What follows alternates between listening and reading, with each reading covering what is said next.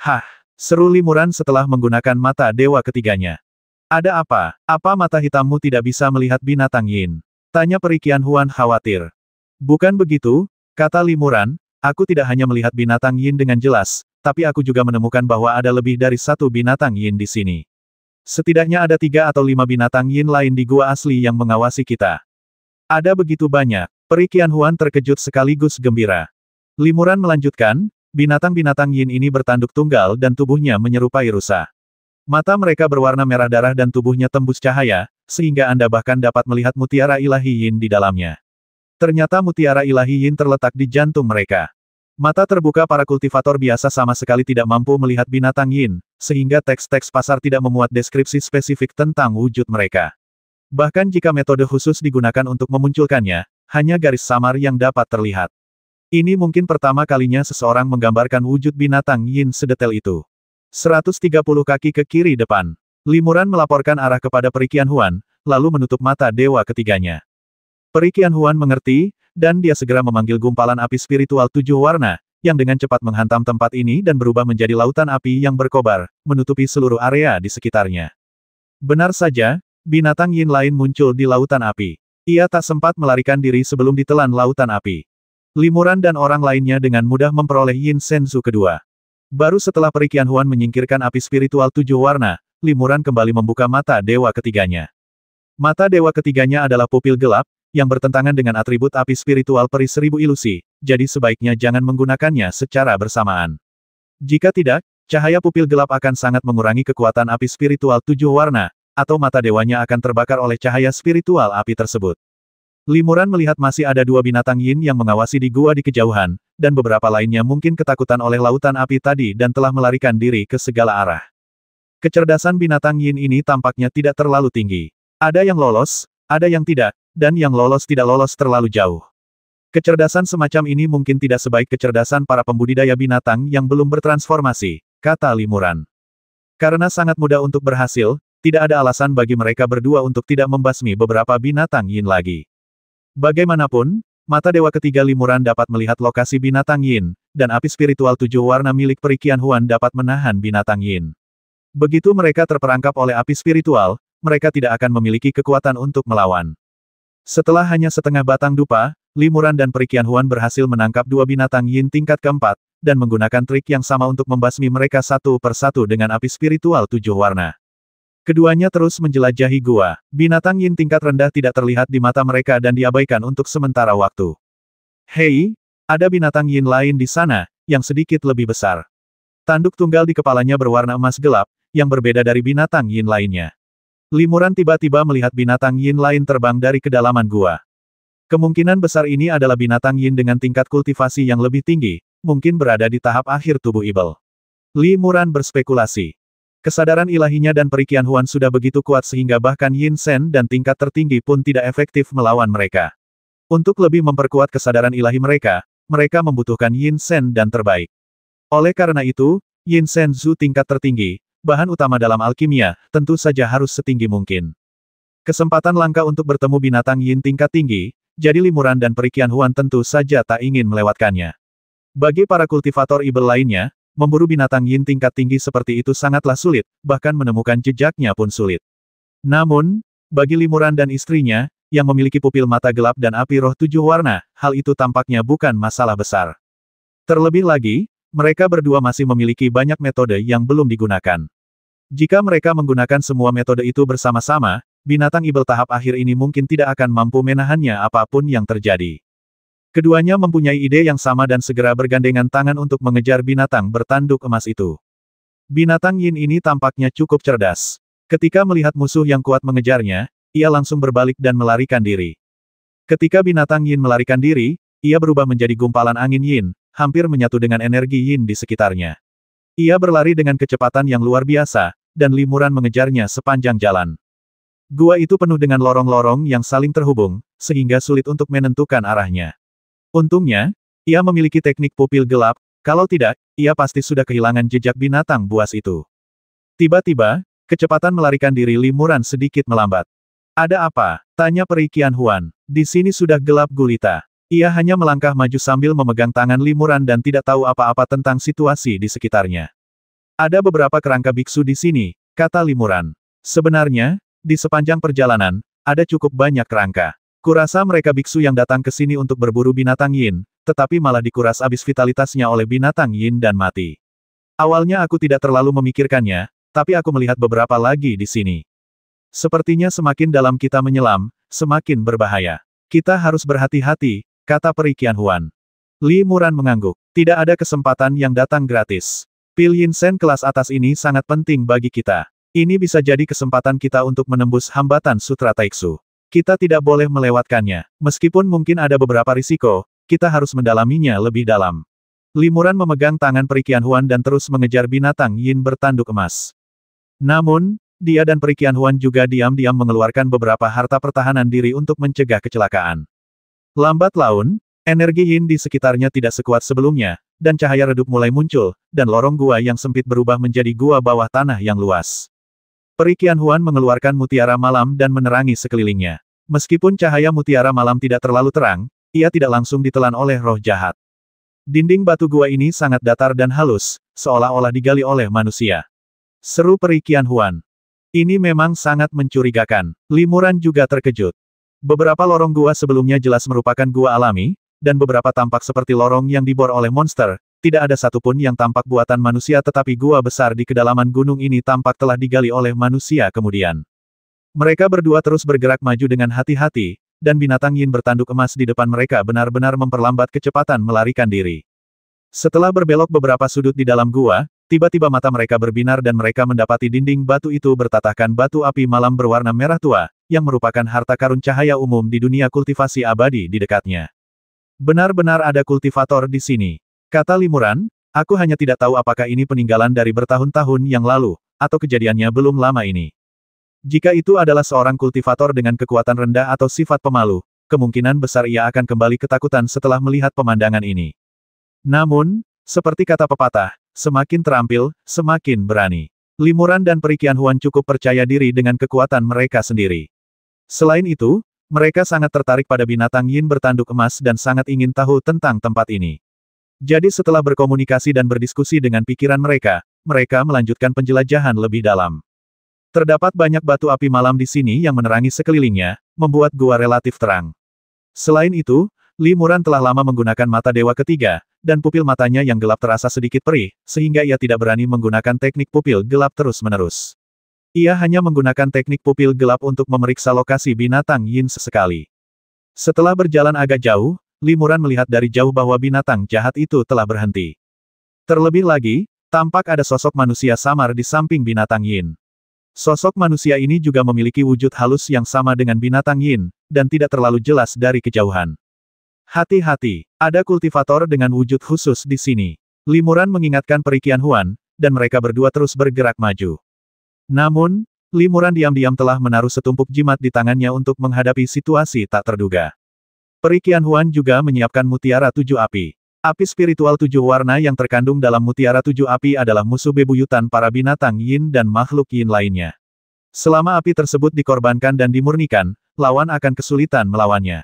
Meski keduanya tahu pasti ada sesuatu yang misterius di sini, mereka tetap tidak menyerah dan terus menyelidiki lebih lanjut. Setelah mendekat, Limuran menggunakan teknik pupil gelap lagi dan melihat bahwa tampaknya ada lebih dari satu sosok di sana, melainkan dua. Salah satu sosok itu dengan lembut membelai tanduk Yin Beast dan mengucapkan kata-kata aneh. Kau bertemu dengan para kultivator yang tak bisa kau tangani, jadi kau memancing mereka ke sini. Haha, orang-orang ini cukup berani, beraninya mengejar kita sampai sejauh ini. Tapi intinya sama saja, awalnya kita berencana menghalangi mereka di pintu masuk gua, tapi sekarang mereka sudah di sini, kita bisa menghindari masalah. Kata-kata ini terdengar biasa saja, tetapi ketika sampai di telinga Limuran, itu bagaikan sambaran petir. Ini, bukankah ini bahasa alam bawah? Limuran terkejut. Bahasa yang digunakan pihak lain bukanlah bahasa dunia spiritual, bukan pula bahasa umum dunia ibel, bukan pula dialek khusus yang hanya ada di dunia kultivasi abadi ini. Melainkan, itu adalah bahasa yang paling umum digunakan oleh para kultivator manusia ketika Limuran berada di alam bawah. Baik para kultivator Sekte Tianshan maupun para kultivator seluruh negeri Middle Earth, hampir semuanya menggunakan bahasa ini. Selain bertemu dengan Taoist Tianshuan, Limuran sudah bertahun-tahun tidak mendengar kata-kata ini. Bagaimana mungkin ia tidak terkejut ketika mendengarnya di sini hari ini? Peri Qianhuan juga pernah ke alam bawah dan menguasai bahasa ini, jadi ekspresinya berubah tanpa sadar. Meskipun wajahnya tertutup cadar hitam, ekspresinya tak terlihat, tetapi matanya yang lebar menunjukkan keheranannya. Siapa orang ini? Li Muran terkejut. Meskipun mata dewa ketiganya terasa sakit dan lelah, ia tetap memasukkan secerca energi sejati ke dalam mata dewa ketiga untuk merangsangnya lebih lanjut. Cahaya hitam menyambar, dan sekitarnya tiba-tiba menjadi redup. Dalam kegelapan total ini, Li Muran juga dapat dengan jelas melihat sosok di samping binatang yin bertanduk emas. Dia adalah seorang anak laki-laki botak dengan tubuh tembus pandang, sehalus bayangan, tetapi fitur wajah dan sosoknya sangat familiar bagi Li Muran. Nirvana, kau, Li Muran tak kuasa menahan diri untuk berseru kaget, amat ngeri. Sosok itu gemetar saat mendengar ini dan mendongak ke arah Li Muran dan yang lainnya. Namun, Li Muran mengenakan topeng kulit roh khusus di wajahnya, yang mengubah penampilannya dan Peri Qianhuan mengenakan kerudung hitam, sehingga sosok itu tidak mengenali mereka untuk sementara waktu. Sosok itu mengeluarkan suara yang sama mengerikannya, masih menggunakan bahasa dunia bawah untuk bertanya, siapa kalian berdua? Beraninya kalian tahu namaku saat aku masih hidup. Benar-benar dia, Li Muran terkejut. Musuh lama ini, yang telah ia basmi dengan tangannya sendiri di masa mudanya, benar-benar muncul di hadapannya lagi setelah 1000 tahun. Ia tak pernah menyangka hal itu. Namun, saat itu, di alam rahasia tanah kuno alam bawah, ia tidak menyaksikan jiwa Nirvana hancur. Ia hanya menghancurkan tubuh fisiknya, tetapi jiwa yang tersisa telah lolos. Pemuda bayangan di hadapannya kini mengklaim bahwa Niseng adalah nama lamanya, yang membuat Li Muran terkejut sekaligus curiga. Apakah kau sekarang manusia atau hantu? Tanya Li Muran, sambil dengan waspada melindungi Peri Qianhuan.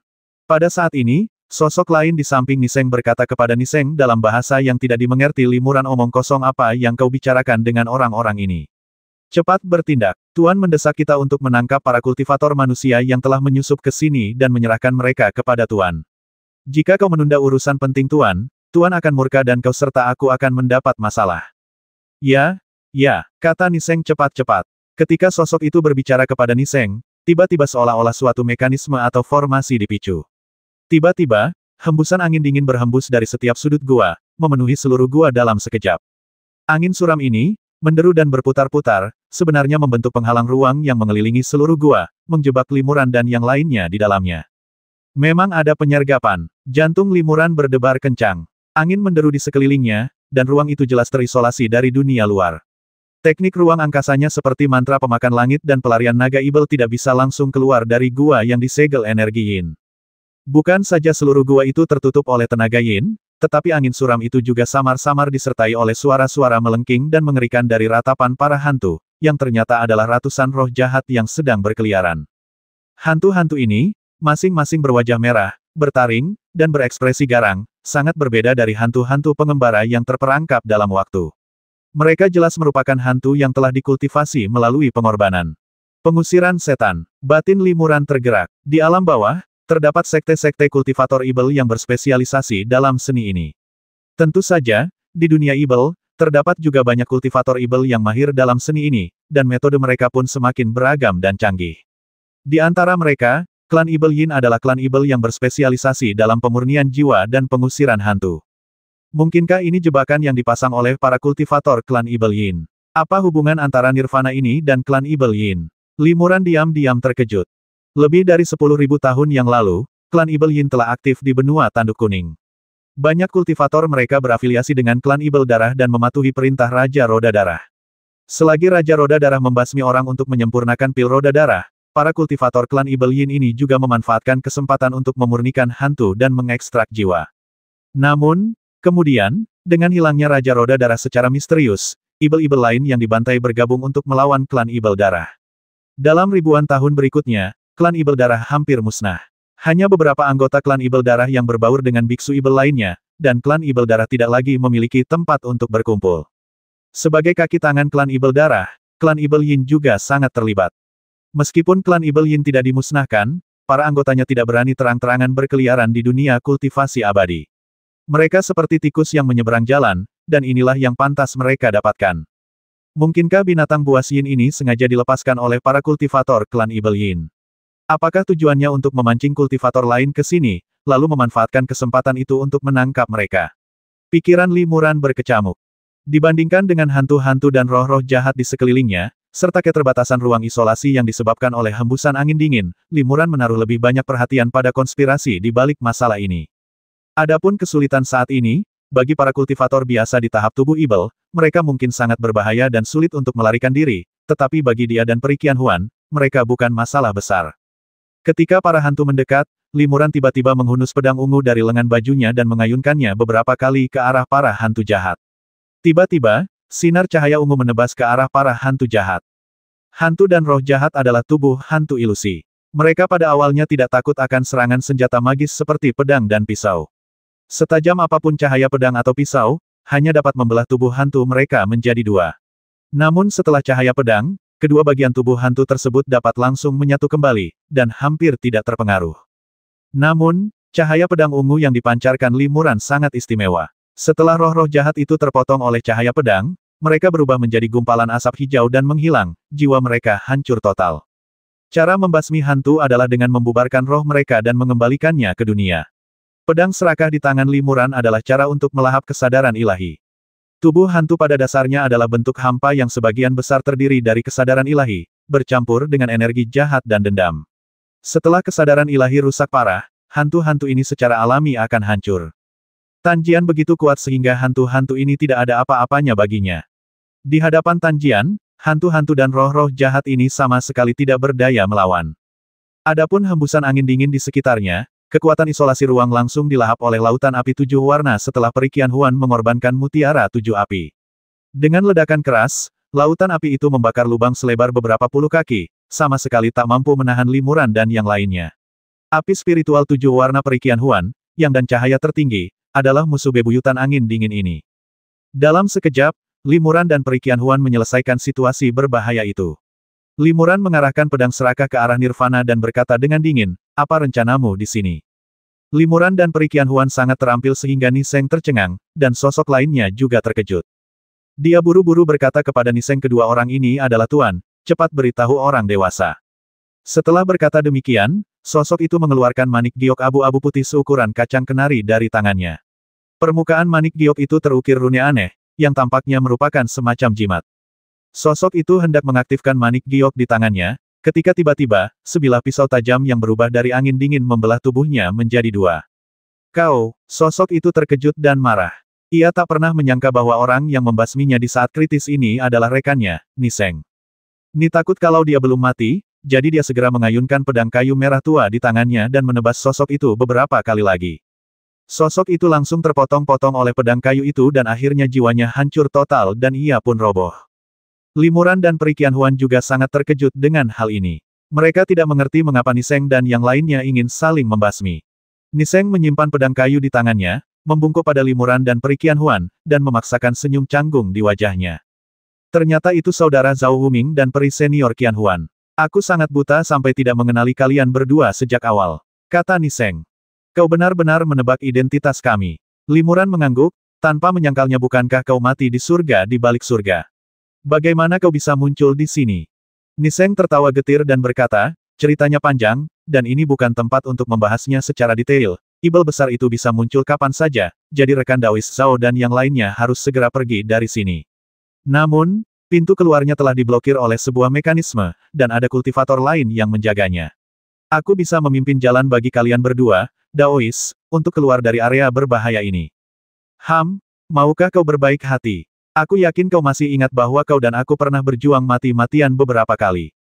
Pada akhirnya, akulah yang menghancurkan tubuh fisikmu dengan tanganku sendiri. Itu terhitung membasmimu sekali, kata Limuran dingin. Niseng melambaikan tangannya dengan murah hati dan berkata, itu semua sudah lama berlalu, kenapa repot-repot membicarakannya lagi? Aku sudah lama melupakannya. Kau dan aku adalah dua orang yang saling mengenal melalui pertarungan. Sekarang kita bisa bertemu lagi di dunia Ibel ini, itu juga takdir. Kenapa harus saling bertarung dan membasmi? Bibir Limuran sedikit melengkung saat ia tersenyum, setelah bertahun-tahun tidak bertemu denganmu, kau masih saja munafik.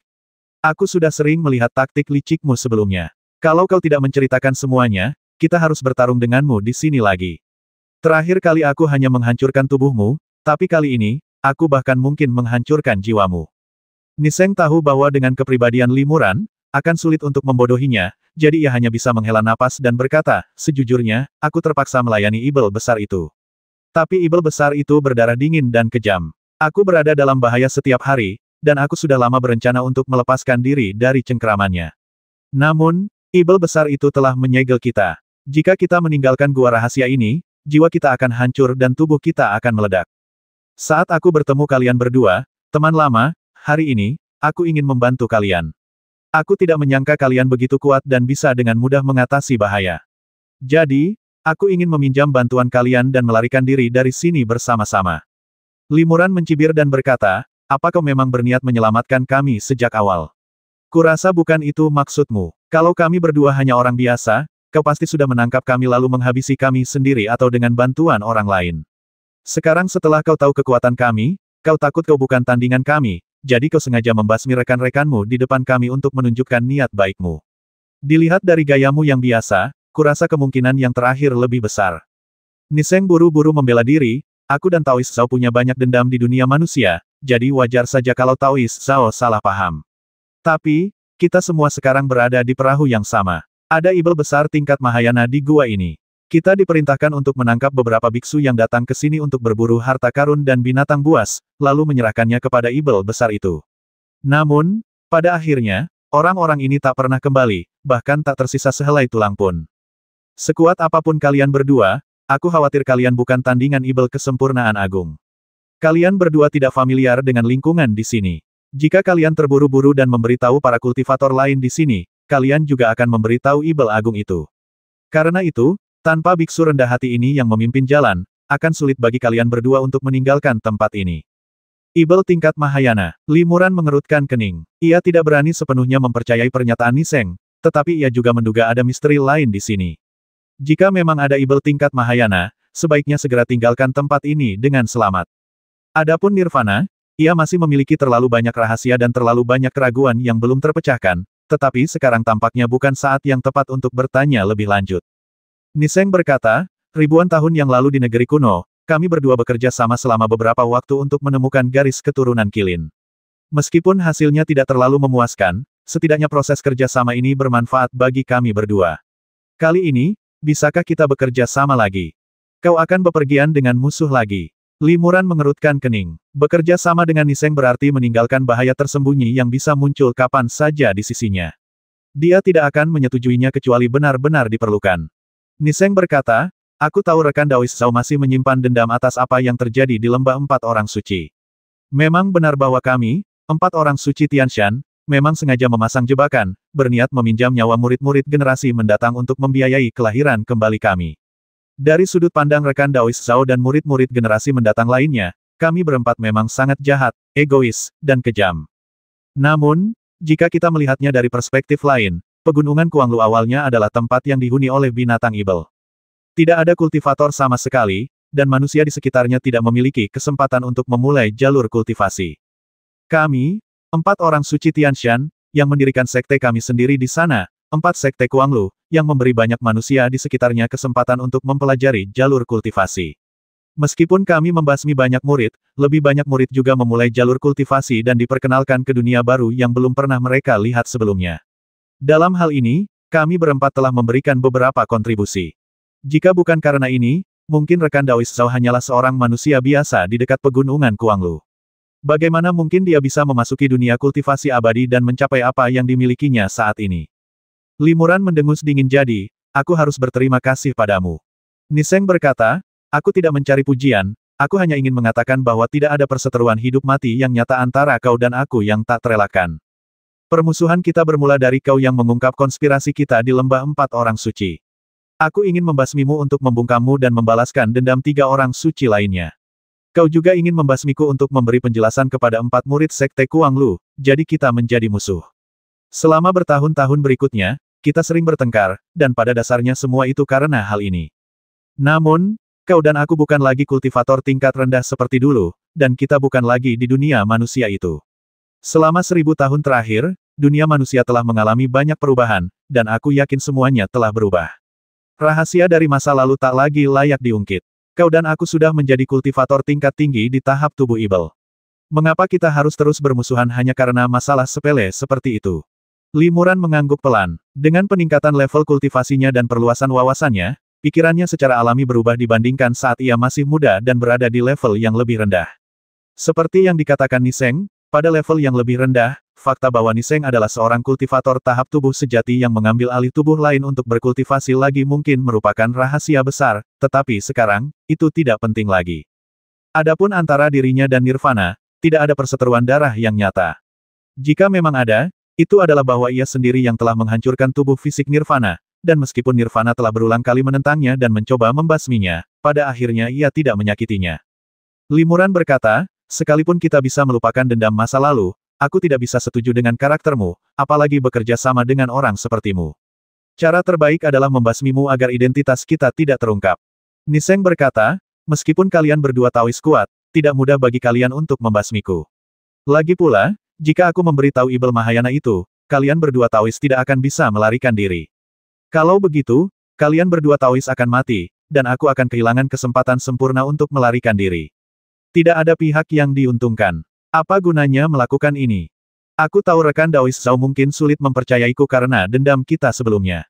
Namun, entah harus membasmiku dan menarik Ibel besar itu, atau membiarkanku hidup dan melarikan diri bersamaku, rekan Daois Zhao bukanlah orang yang mudah kehilangan akal sehatnya di saat marah. Seharusnya dia bisa membuat keputusan yang tepat. Peri Qianhuan mengirim pesan suara kepada Limuran, apa yang dia katakan masuk akal. Jika memang ada seorang kultivator Mahayana di sini, kita harus menghindarinya untuk sementara dan pergi. Tentu saja, jika kau bersikeras membasminya, aku tidak akan keberatan. Bahkan jika kita menarik seorang kultivator Mahayana, dengan bantuan rekan Daois Heian, dan dengan kau dan aku bergabung, kita hampir tidak dapat bersaing dengan seorang kultivator Mahayana biasa di tahap awal. Limuran mengangguk pelan. Dalam keadaan normal, ia tak keberatan menghancurkan Niseng sepenuhnya untuk menghilangkan masalah di masa depan. Namun, tak ada gunanya menempatkan Huan Li dalam bahaya hanya karena dendam lama ini. Baiklah, kata Limuran kepada Niseng, aku akan membiarkanmu hidup kali ini. Setelah kita membasmi beberapa binatang yin tingkat tinggi, kita akan meninggalkan tempat ini. Ekspresi Niseng melunak, lalu ia berkata, jangan repot-repot. Aku punya lebih dari selusin yin senzu ini. Asal kau, rekan Daois Zhao, membantuku melarikan diri dari tempat ini, aku akan memberimu semua yin senzu itu. Kalau begitu kami tidak akan sopan. Kata Limuran, aku ingin tahu segel macam apa yang ditanamkan padamu, dan bagaimana cara melepaskannya. Kutukan pengikat jiwa. Kata Niseng, segel ini hanya efektif untuk tubuh hantu sepertiku. Sebenarnya tidak sulit untuk menghancurkannya. Kita hanya perlu menggunakan harta karun yang murni dan berenergi yang untuk melarutkan kutukan pengikat jiwa yang sangat yin. Namun, tubuh hantu seperti kami paling takut pada benda-benda yang sangat berenergi yang, jadi wajar saja kami tidak bisa melatih keterampilan semacam ini, jadi aku bingung. Tapi api spiritual 7 warna yang baru saja dilepaskan senior Qianhuan jelas merupakan api sejati yang paling yang. Berikan aku sedikit saja, dan aku bisa menggunakannya untuk melarutkan segel di tubuhku. Mendengar ini, Peri Qianhuan mengangguk pelan baiklah. Sesuai katamu. Setelah itu, Peri Qianhuan menjentikkan jarinya, dan api 7 warna seukuran kacang melesat menuju Nirvana. Apakah itu cukup? Tanya Peri Qianhuan. Cukup, kata Niseng, kalau terlalu banyak, tubuh hantuku takkan sanggup menanggungnya. Niseng menepukkan tangannya, mengirimkan hembusan angin dingin, memegang api di depannya dan melihatnya dengan saksama. Niseng berkata, 1000 tahun yang lalu, Peri Qianhuan pernah memintaku untuk memasuki surga di atas surga untuk mendapatkan api surgawi awan biru. Namun, setelah aku bertemu dengan rekan Daois Zhao, senior menyerahkan tugas itu kepadanya. Tampaknya rekan Daois Zhao berhasil menyelesaikan tugas itu. Api spiritual 7 warna ini tampaknya mengandung api surgawi awan biru yang disebutkan senior Qianhuan. Pada titik ini, Niseng tidak bisa menahan diri untuk tidak menatap Limuran dan berkata, Saudara Zhao, Anda dapat mencapai tingkat kultivasi Anda saat ini, mungkin berkat bimbingan senior Qianhuan. Niseng tahu bahwa selama 1000 tahun terakhir, tak terhitung peristiwa dan kesempatan yang telah dilalui Zhao Wuming untuk mencapai tahap tubuh Ibel. Limuran pun memiliki pemikiran serupa. Ia telah melewati banyak kesulitan dan menemukan banyak kesempatan langka untuk akhirnya mencapai tahap tubuh Ibel. Membayangkan Niseng, yang tubuh fisiknya telah hancur, juga telah mencapai tahap tubuh Ibel sungguh membingungkan Limuran. Nirwana ini pasti memiliki kesempatan besar untuk mencapai tingkat kultivasi seperti itu. Namun, bagaimana ia bisa sampai ke alam Ibel dari surga di alam bawah adalah sesuatu yang membingungkan Limuran. Namun, sekarang bukan saatnya untuk bertanya secara detail. Karena Niseng mengklaim ada Ibel Mahayana di sini, lebih baik pergi dari sini sesegera mungkin. Niseng dengan hati-hati menggunakan api kecil dari api spiritual 7 warna untuk melarutkan segel di dalam tubuhnya. Proses ini jelas tidak mudah. Api spiritual 7 warna tidak hanya melarutkan segel, tetapi juga memberikan kerusakan yang cukup besar pada tubuh hantu Niseng. Namun, Niseng menggertakkan giginya dan tidak berkata apa-apa, tidak berani menunjukkan kelemahan di depan Limuran. Setengah batang dupa kemudian, Niseng akhirnya melarutkan segel di tubuhnya. Lapisan keringat muncul di tubuhnya, dan keringat itu menguap menjadi kabut, seperti lapisan kabut abu-abu muda yang menyelimutinya. Niseng mengeluarkan labu abu-abu dan mengumpulkan kabut. Niseng berkata, ini disebut kabut hantu. Kabut ini tidak berpengaruh pada hantu, tetapi dapat menyelimuti tubuh biksu atau monster. Jika terkena, kulit dan daging mereka akan membusuk. Limuran mendengus dingin. Ia memang kuat secara fisik dan secara alami tidak takut. Namun, wajah Perikian Huan sedikit berubah. Ia pernah mendengar bahwa bahkan kultivator tingkat tinggi pun tidak dapat pulih setelah penampilan mereka dihancurkan oleh kabut hantu. Terima kasih atas bantuan kalian berdua. Aku akan menepati janjiku dan membawa kalian berdua pergi dari sini sekarang juga. Kata Niseng sambil membungkuk. Limuran bertanya, seberapa tinggi tingkat kultivasi ibel besar yang disebutkan oleh sahabat Taois itu? Dari mana asalnya? Niseng berkata, kultivasinya tak terduga. Aku hanya tahu bahwa dia adalah seorang kultivator tingkat Mahayana. Dan kemungkinan besar bukan tingkat Mahayana awal, melainkan tingkat Mahayana tengah atau bahkan akhir. Singkatnya, dia adalah eksistensi yang tak bisa kita hadapi. Mengenai asal-usulnya, dia sama denganku, seorang kultivator hantu. Penggarap hantu. Limuran terkejut dan bertanya, bukankah seharusnya para penggarap hantu berkultivasi di alam hantu Yinming yang dikabarkan? Mengapa mereka datang ke alam ibel? Niseng berkata, aku juga tidak yakin tentang ini. Masalah ini cukup rumit. Mari kita bahas lebih detail sambil kita pergi dari sini. Saat mereka terbang keluar gua, mereka berbicara secara rahasia. Limuran mengikuti di belakang Niseng dan melihat dengan jelas bahwa Niseng sekarang memang seorang kultivator hantu. Niseng berkata bahwa setelah tubuh fisiknya dihancurkan oleh Limuran, dia memiliki beberapa kesempatan di surga melampaui surga, dan jiwa sisa miliknya mampu terus berlatih dan berubah menjadi kultivator hantu. Rawa pengikis tulang di surga luar sebenarnya merupakan pintu masuk ke alam baka, yang dipisahkan oleh sungai Styx. Kemudian, sesuatu yang tak terduga terjadi, dan banyak hantu dan roh jahat terbang keluar dari sungai Styx dan tiba di surga luar. Yin Qi dalam jumlah besar memenuhi surga luar, menjadikannya tempat yang cocok bagi para kultivator hantu untuk berlatih. Limuran mengangguk diam-diam. Meskipun ia tidak berani sepenuhnya mempercayai kata-kata Niseng, pernyataannya pada dasarnya sesuai dengan fenomena yang dijelaskan oleh para kultivator klan malam gelap yang kemudian memasuki surga melampaui surga dan selamat. Setidaknya, Niseng tidak berdusta. Niseng juga mengatakan bahwa meskipun ia dapat berkultivasi di alam rahasia Tianwaitian, ia tidak dapat meninggalkan tempat itu karena suatu alasan. Di alam rahasia Tianwaitianlah ia berkultivasi hingga tahap Yuanshen, lalu berhasil menyeberangi sungai Styx dan memasuki dunia hantu untuk berkultivasi. Namun, tak lama setelah memasuki dunia hantu, ia ditangkap oleh seorang kultivator hantu tingkat tinggi. Ia beberapa kali dijual sebagai budak kepada beberapa kultivator hantu tingkat tinggi. Namun, suatu kali ia memanfaatkan kesempatan itu, membalikkan keadaan, melahap tuannya, dan tingkat kultivasinya meningkat pesat, hingga akhirnya ia mencapai tahap tubuh ibel. Kemudian, ia berlindung kepada seorang kultivator hantu sakti yang dikenal sebagai Raja Yinsa, pemilik gua tersebut. Lalu bagaimana kau bisa sampai ke alam ibel? Tanya Limuran. Niseng menjawab, saya tidak begitu paham tentang hal ini. Saya hanya mendengar bahwa Raja Yinsa tampaknya telah berkenalan dengan seorang kultivator kuat dari alam ibel. Di bawah bimbingan kultivator kuat itulah Raja Yinsa benar-benar menemukan terowongan spasial yang mengarah langsung ke alam ibel. Kemudian, Raja Yinsa membawa sekelompok anak buahnya, termasuk saya, ke alam ibel. Para kultivator manusia dan binatang di alam ibel adalah makanan darah yang sangat baik bagi para kultivator hantu, terutama kultivator manusia tingkat tinggi. Setelah melahap mereka, kekuatan para kultivator hantu akan meningkat secara signifikan. Tujuan Raja Yinsa melakukan ini adalah untuk melengkapi makanan darahnya.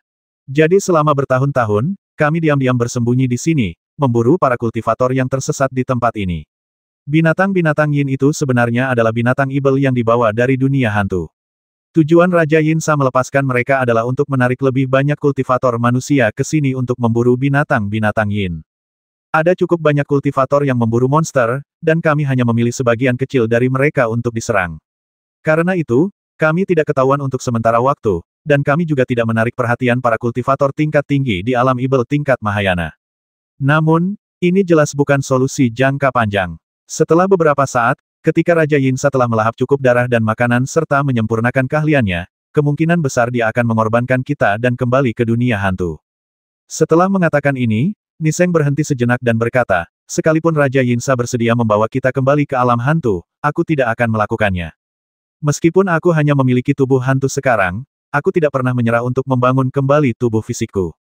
Di alam hantu, membangun kembali tubuh fisik hampir mustahil. Sekarang aku memiliki kesempatan untuk datang ke alam ibel, tentu saja aku tidak boleh melewatkan kesempatan seperti itu. Sekalipun aku tidak bertemu kedua rekan Tao itu, aku akan berusaha sekuat tenaga untuk melepaskan diri dari kendali Raja Yinsa. Limuran mengangguk diam-diam. Meskipun ia tidak sepenuhnya setuju dengan beberapa praktik Niseng, tekad Niseng untuk menekuni Tao sangat kuat dan ia tak tergoyahkan. Tak peduli lika-liku dan kesulitan apapun yang ia hadapi, bahkan jika masa hidupnya akan segera berakhir, bahkan jika tubuh fisiknya hancur, bahkan jika ia menjadi seorang kultivator hantu, tekadnya untuk terus berlatih tidak pernah goyah. Dalam hal ini, ia agak mirip dengan Limuran. Lorong-lorong di ruang bawah tanah ini rumit dan saling terhubung. Selain pintu masuk yang dilalui Limuran dan yang lainnya, terdapat pintu masuk dan keluar lainnya. Niseng diam-diam menuntun mereka keluar dari gua melalui pintu masuk tersembunyi lainnya.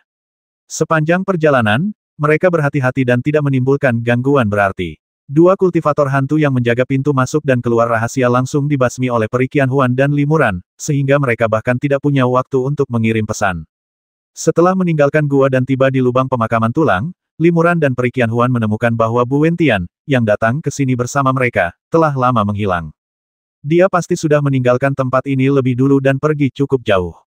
Kata Limuran, ia dan Perikian Huan sama-sama memiliki ikatan mantra jiwa di pergelangan tangan mereka, tetapi mereka tidak bisa merasakan lokasi Bu Wentian, jadi mereka berasumsi dia sudah jauh.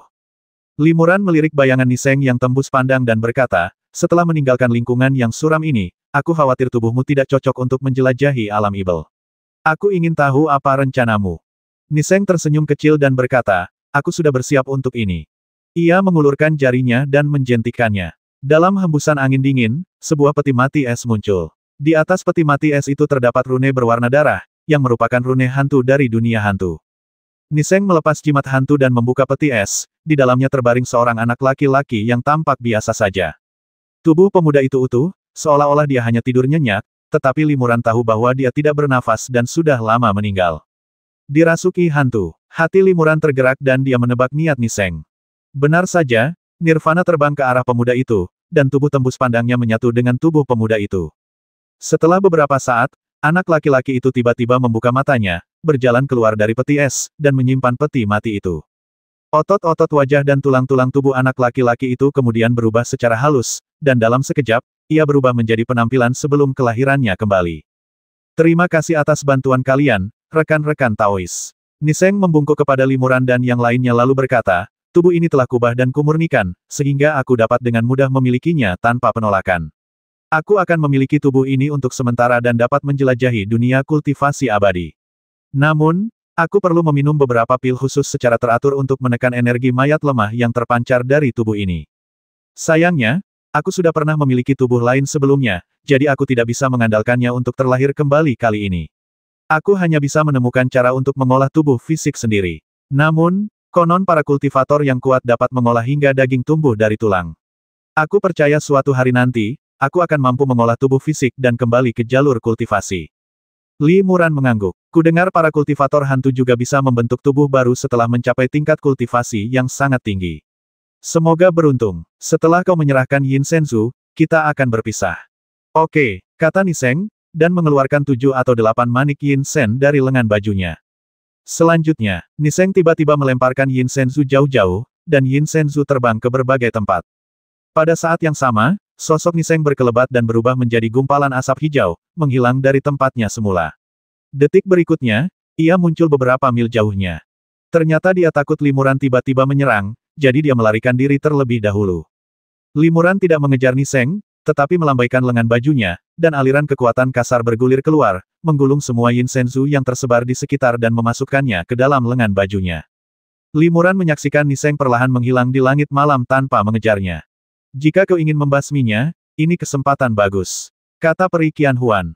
Limuran menggelengkan kepalanya dan berkata, orang ini mungkin tidak sesederhana itu. Dia mungkin belum pernah melihat api spiritual 7 warna milikmu, tetapi dia mengenali kualitas api ini sekilas, dan bahkan melihat bahwa api itu menyatu dengan kekuatan api langit awan biru. Ini mungkin bukan pengetahuan seorang kultivator yang pernah berada di tahap tubuh sejati. Maksudmu dia sebenarnya punya kesempatan lain dalam beberapa tahun terakhir? Tanya Peri Qianhuan. Sangat mungkin, kata Limuran, mengenai asal-usul Tian Weitian, kita hanya tahu beberapa rumor kuno. Rumor-rumor ini telah diwariskan selama bertahun-tahun, dan mungkin telah diubah hingga tak dapat dikenali lagi. Kita tidak tahu berapa banyak rahasia yang terkandung di dalamnya. Mengapa Tian Weitian tiba-tiba menjadi tempat yang gelap, dan mengapa terhubung dengan dunia hantu? Mungkin ada alasan tersembunyi lainnya. Orang ini mampu berkultivasi hingga tahap tubuh ibel di dunia hantu dalam 1000 tahun. Pasti ada misteri di baliknya. Karena dia tidak ingin menjadi musuh kita, kita tidak perlu mengejarnya tanpa henti. Kalau tidak, jika dia putus asa dan memiliki cara tersembunyi yang ampuh, dia mungkin akan melancarkan serangan nekat sebelum kematiannya, yang mungkin akan melukai kita berdua. Ayo pergi. Ayo kita tinggalkan tempat berbahaya ini secepatnya, kata Limuran kepada Peri Qianhuan. Mereka berdua kemudian meninggalkan tempat suram ini, dan tidak lama kemudian, mereka kembali ke pasar di lembah Wanhun. Di aula dalam toko obat, ketika Limuran dan Peri Qianhuan meletakkan Yin Shenzhou tingkat tinggi di depan pemilik toko, mata pemilik toko tiba-tiba berbinar. Oke, mereka memang Yin Shenzhou tingkat tinggi. Toko kami sudah pernah melihat Yin Shenzhou tingkat 4, tapi kualitas kedua Yin Shenzhou ini jelas lebih tinggi. Mungkinkah mereka Yin Shenzhou yang setara dengan binatang Yin tingkat 5 dan 6 di tahap tengah dan akhir Dewa Ibel? Tanya penjaga toko dengan penuh semangat. Penjaga toko, matamu tajam sekali. Ini memang mutiara Yin Shen tingkat tinggi. Aku ingin tahu apakah kau yakin bisa mengolahnya menjadi pil Yin Shen kelas atas? Tanya Limuran. Saya tidak bisa bilang saya benar-benar yakin, tapi saya rasa peluang keberhasilannya setidaknya 60%. Kata penjaga toko, peluang 60% sudah sangat tinggi untuk alkimia. Maafkan kesombongan saya, tapi saya khawatir tidak ada alkemis lain di pasar ini yang lebih ahli dalam memurnikan Yin Shen dan daripada saya. Percayakan alkimia ini kepada saya. Saya sangat menghargai kesempatan ini dan tidak akan membebankan biaya tambahan. Saya juga akan memilih bahan pembantu terbaik. Tapi rekan Taois masih harus mengurus toko, jadi saya khawatir dia tidak punya waktu untuk berpisah. Kata Limuran sambil tersenyum. Penjaga toko berkata dengan tergesa-gesa, tentu saja, alkimia adalah hal terpenting. Toko ini bisa diserahkan sementara kepada kedua muridku untuk dikelola. Selama kalian setuju, aku akan tinggal di rumah untuk menyempurnakan alkimia selama beberapa waktu. Aku tidak akan keluar rumah sampai ramuannya berhasil. Limuran tersenyum tipis dan berkata, oke. Kalau begitu, setuju. Kira-kira butuh berapa lama untuk menyempurnakan ramuan itu? Untuk memurnikan pil yang bagus di tungku, kau tidak bisa terburu-buru. Mungkin butuh waktu setengah bulan. Jawab penjaga toko. Limuran mengangguk, menyerahkan 2 manik Yin Shen kepada penjaga toko, dan memintanya untuk tidak memberitahu orang lain. Faktanya, Limuran masih memiliki beberapa Yin Shenzhou seperti itu. Ia menyerahkan 2 di antaranya untuk sementara waktu agar pemilik toko dapat melihat kemampuan alkimianya. Jika ia mampu, ia akan memberikan sisa Yin Shenzhou kepadanya untuk diolah menjadi alkimia. Selanjutnya, Limuran dan Peri Qianhuan tinggal di dekat kota pasar untuk sementara waktu, menunggu pil siap. Pada hari kedua, mereka bertemu Bu Wentian di pasar. Ketika Bu Wentian melihat Limuran dan yang lainnya, ia terkejut sekaligus senang. Jadi, kedua Taois itu juga telah melarikan diri. Kata Bu Wentian, saat itu, saya menunggu di pintu masuk gua sesuai instruksi, tetapi tak lama kemudian, saya merasakan aura yang sangat kuat mendekat, jadi, rekan Taois, kau meninggalkan kami dan melarikan diri sendirian. Tanya Limuran balik.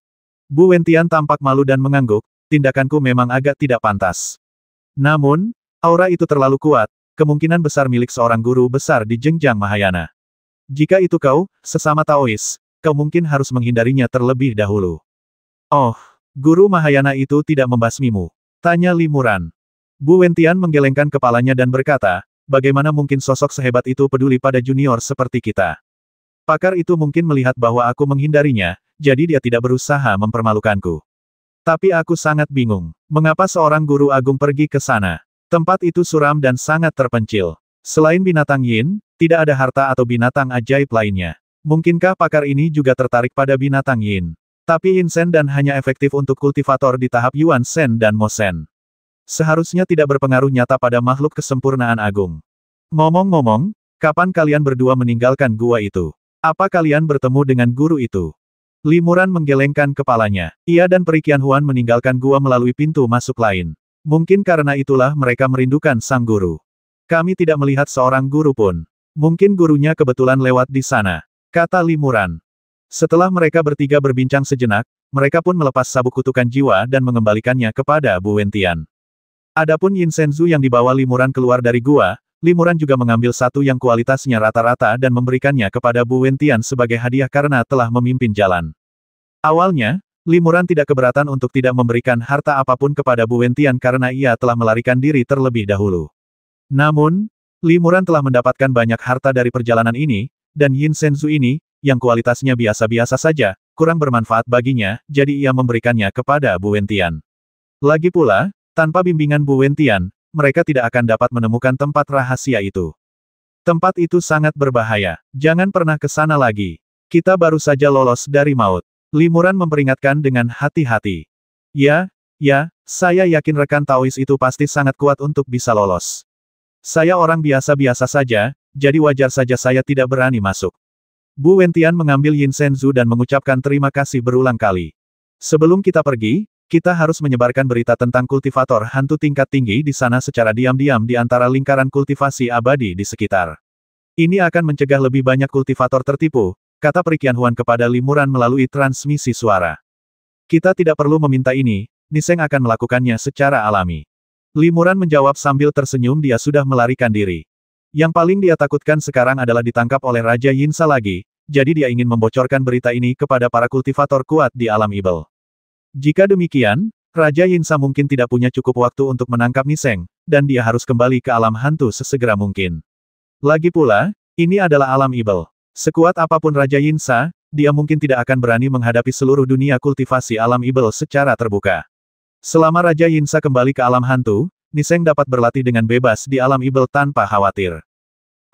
Jauh di bawah lubang pemakaman tulang di lembah 10.000 jiwa, di dalam istana yang dipenuhi energi Yin, dua biksu dengan aura yang luar biasa kuat sedang berbincang.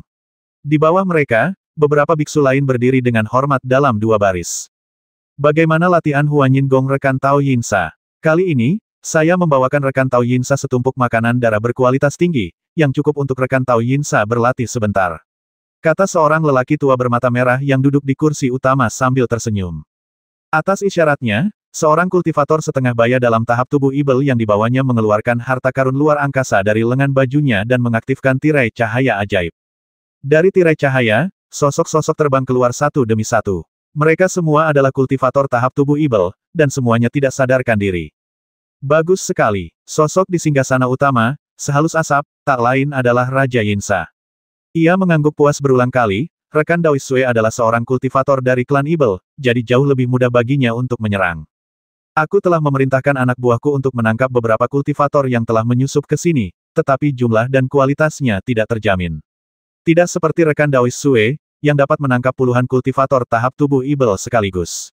Dengan setumpuk makanan darah ini, aku dapat menyelesaikan kultivasiku. Ketika saatnya tiba, aku akan kembali ke alam hantu, dan aku akan memberikan rekan Daois Sui harta yang telah kujanjikan.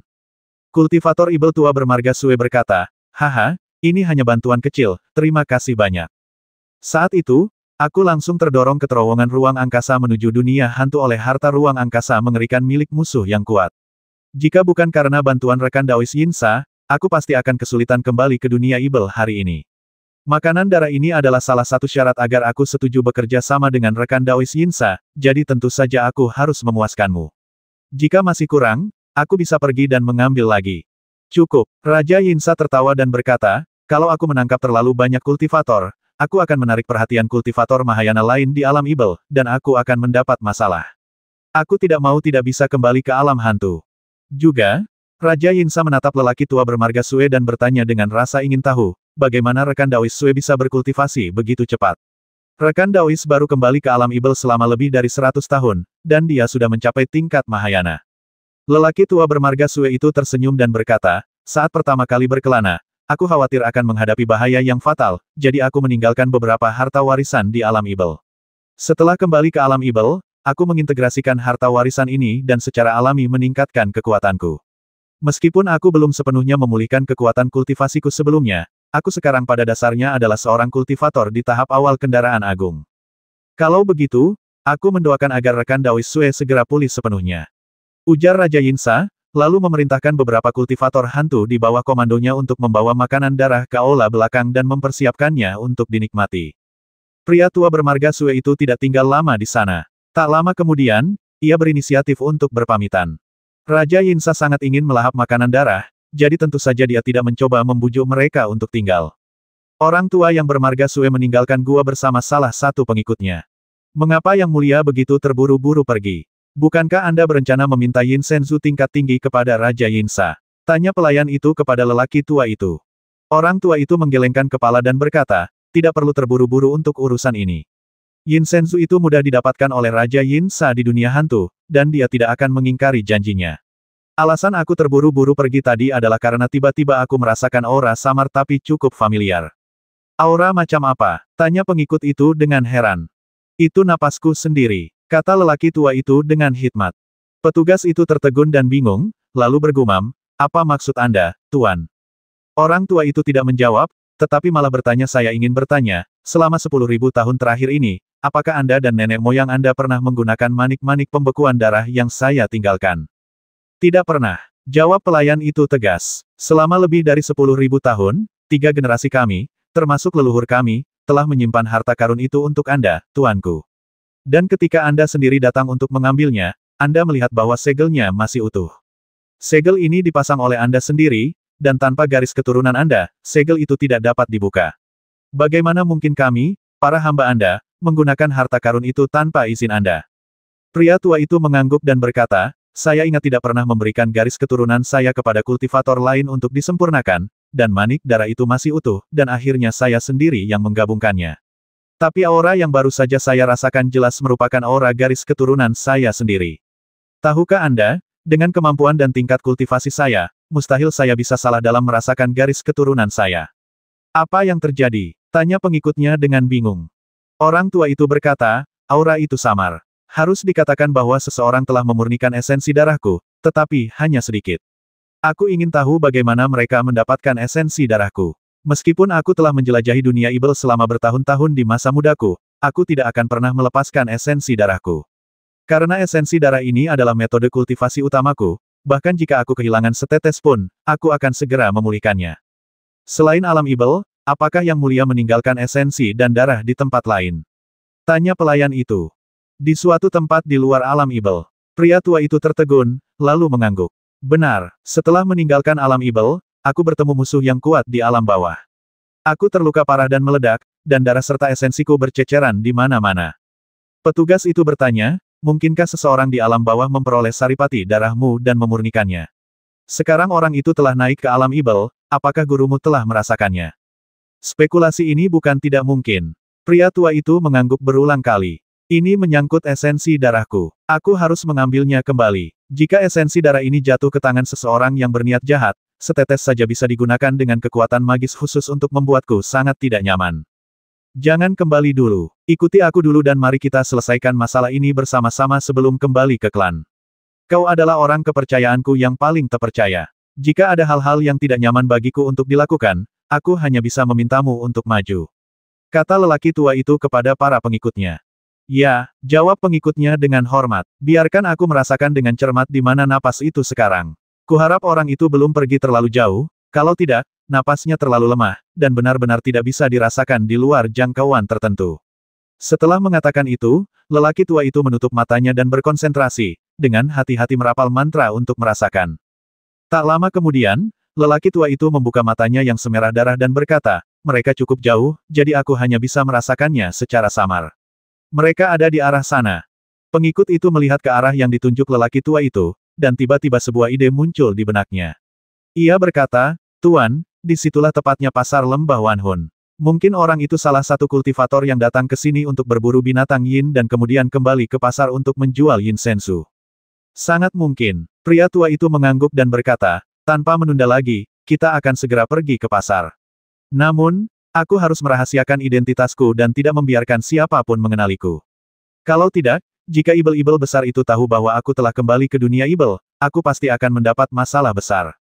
Di pasar lembah Wanhun, Li Muran, Peri Qianhuan dan Bu Wentian sedang minum teh dan mengobrol di kedai teh. Karena proses pemurnian ramuan itu memakan waktu lama, Limuran dan dua orang lainnya terpaksa tinggal di pasar. Karena pernah bekerja sama sebelumnya, mereka juga berkenalan dengan rekan Tao mereka, Bu Wentian. Meskipun tingkat kultivasi Bu Wentian tidak terlalu tinggi, pengetahuannya cukup luas, terutama keakrabannya dengan dunia kultivasi abadi di sekitarnya.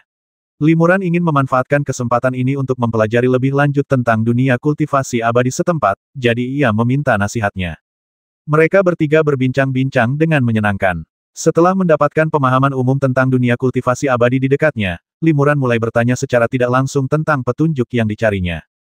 Tanah Hunling. Bu Wentian tertegun. Ia tak menyangka Limuran akan menanyakan hal ini. Yang disebut negeri roh campuran mirip dengan negeri ibel campuran di dunia roh. Karena dunia roh dan dunia ibel saling terhubung, setiap 10.000 hingga 20.000 tahun, penghalang antara dunia roh dan dunia ibel akan melemah, dan banyak terowongan ruang angkasa akan muncul di antara dunia roh dan dunia ibel. Beberapa terowongan ruang angkasa ini secara bertahap berevolusi menjadi ruang-ruang independen, yang disebut negeri ibel campuran dan negeri roh campuran. Master Suangwang dan rekan-rekannya pasti telah berada di alam ibel selama 10.000 tahun. Jika mereka masih di sana, mereka tidak akan tinggal di tempat dengan energi ibel yang pekat. Dengan kultivasi mereka yang begitu tinggi, mereka tidak akan beralih ke teknik ibel. Oleh karena itu, kemungkinan besar mereka akan menemukan tempat tersembunyi dengan energi spiritual dan menyegelnya untuk bersembunyi. Tentu saja, ini hanya tebakan Limuran, tanpa dasar. Seperti mencari jarum di tumpukan jerami, dan menjadi sasaran akan mempersempit area pencarian, dan mungkin membuahkan hasil. Apakah rekan Daois Bu belum pernah mendengar tentang Tanah Hunling? Tanya Limuran. Bu Wentian mengangguk dan berkata, meskipun catatan tentang Tanah Hunling dalam kitab suci relatif sedikit, aku pernah mendengarnya. Itu adalah fenomena menelan ruang khusus, yang berevolusi dari terowongan ruang yang muncul di antara alam ibel dan alam roh. Saudara Bu benar-benar berpengetahuan dan berbakat. Dia bahkan tahu banyak tentang tempat istimewa seperti Tanah Hunling, yang jarang diketahui orang. Kata Limuran, aku ingin tahu apakah Tanah Hunling telah muncul di dunia kultivasi abadi di dekat sini. Bu Wentian menggelengkan kepalanya dan berkata, saya tidak yakin tentang itu. Tidak yakin. Limuran tertegun. Ya, tidak. Kenapa kamu bilang tidak yakin? Bu Wentian berkata, karena aku telah melihat catatan tentang tanah roh kacau dalam teks-teks yang sangat kuno. Konon, ketika penghalang antara alam roh dan alam ibel sangat melemah, banyak kultivator spiritual dan ibel tingkat tinggi melakukan perjalanan di antara kedua alam tersebut melalui berbagai terowongan spasial. Kemudian, lingkungan khusus seperti Chaos Soul Land muncul di banyak tempat di alam ibel. Namun, Chaos Soul Land tidak dapat bertahan lama di alam ibel. Setelah terkikis oleh energi ibel selama beberapa waktu, dalam 1000 tahun, ia akan diserap oleh energi ibel, sama seperti tempat-tempat lain di alam ibel. Namun, ada juga teori yang mengatakan bahwa jika metode spasial yang kuat dapat digunakan untuk sepenuhnya menyegel Tanah Hunling, mencegahnya berkomunikasi dengan dunia luar, maka Tanah Hunling dapat dipertahankan untuk waktu yang sangat lama.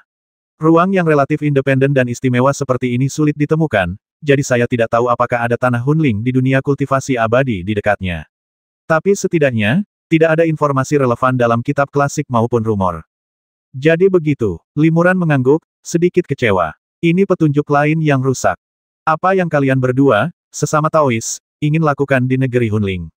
Tanya Bu Wentian penasaran. Kudengar ada beberapa harta karun istimewa di negeri Hunling, dan efek yang dihasilkannya tak tergantikan oleh harta karun lain dari alam ibel. Kami berdua suka bepergian, dan jika kami bisa pergi ke negeri Hunling untuk melihatnya, itu akan menjadi cara untuk memperluas wawasan kami. Kata Limuran. Bu Wentian mengangguk dan berkata, Anda benar, rekan Taois. Kesempatan tidak jatuh begitu saja dari langit. Jika Anda tidak menjelajah kemana-mana, bagaimana Anda bisa menemukannya? Jika Anda bisa menemukan Tanah Hunling, saya juga ingin melihatnya. Saat ketiganya berbicara, ekspresi Bu Wentian tiba-tiba berubah dan dia melihat ke arah pintu masuk kedai teh. Melalui tirai tipis di pintu masuk kedai, dua kultivator berjubah hitam, satu tua dan satu muda, masuk. Dilihat dari tekanan ibel yang mereka pancarkan, mereka berdua berada di tahap tubuh ibel. Saat mereka memasuki kedai, pemilik kedai teh langsung melangkah maju dan menyapa mereka dengan senyum lebar, "Selamat datang, rekan-rekan Taois, ada yang saya butuhkan." Pria tua dan pria muda itu tidak menjawab pertanyaan penjaga toko. Setelah memasuki toko, mereka langsung menatap Limuran dan yang lainnya dengan penuh arti. Dia adalah seorang guru besar di tingkat Mahayana. Kata Bu Wentian kepada Limuran dan yang lainnya dengan kaget. Kenapa kau berkata begitu? Li Muran tercengang. Dia tidak menyadari ada yang salah dengan kedua kultivator ibel ini, tua dan muda. Bu Wentian berkata, aku pernah menemukan auranya sebelumnya. Tadi malam di lubang pemakaman tulang, aura kuat inilah yang memaksaku melarikan diri. Kami, para kultivator klan Tianzu, memiliki teknik khusus yang dapat mengunci dan merasakan aura seorang kultivator. Meskipun dia sengaja menyembunyikan kultivasinya, dilihat dari auranya, dia pasti kultivator Mahayana yang melewati lubang pemakaman tulang tadi malam.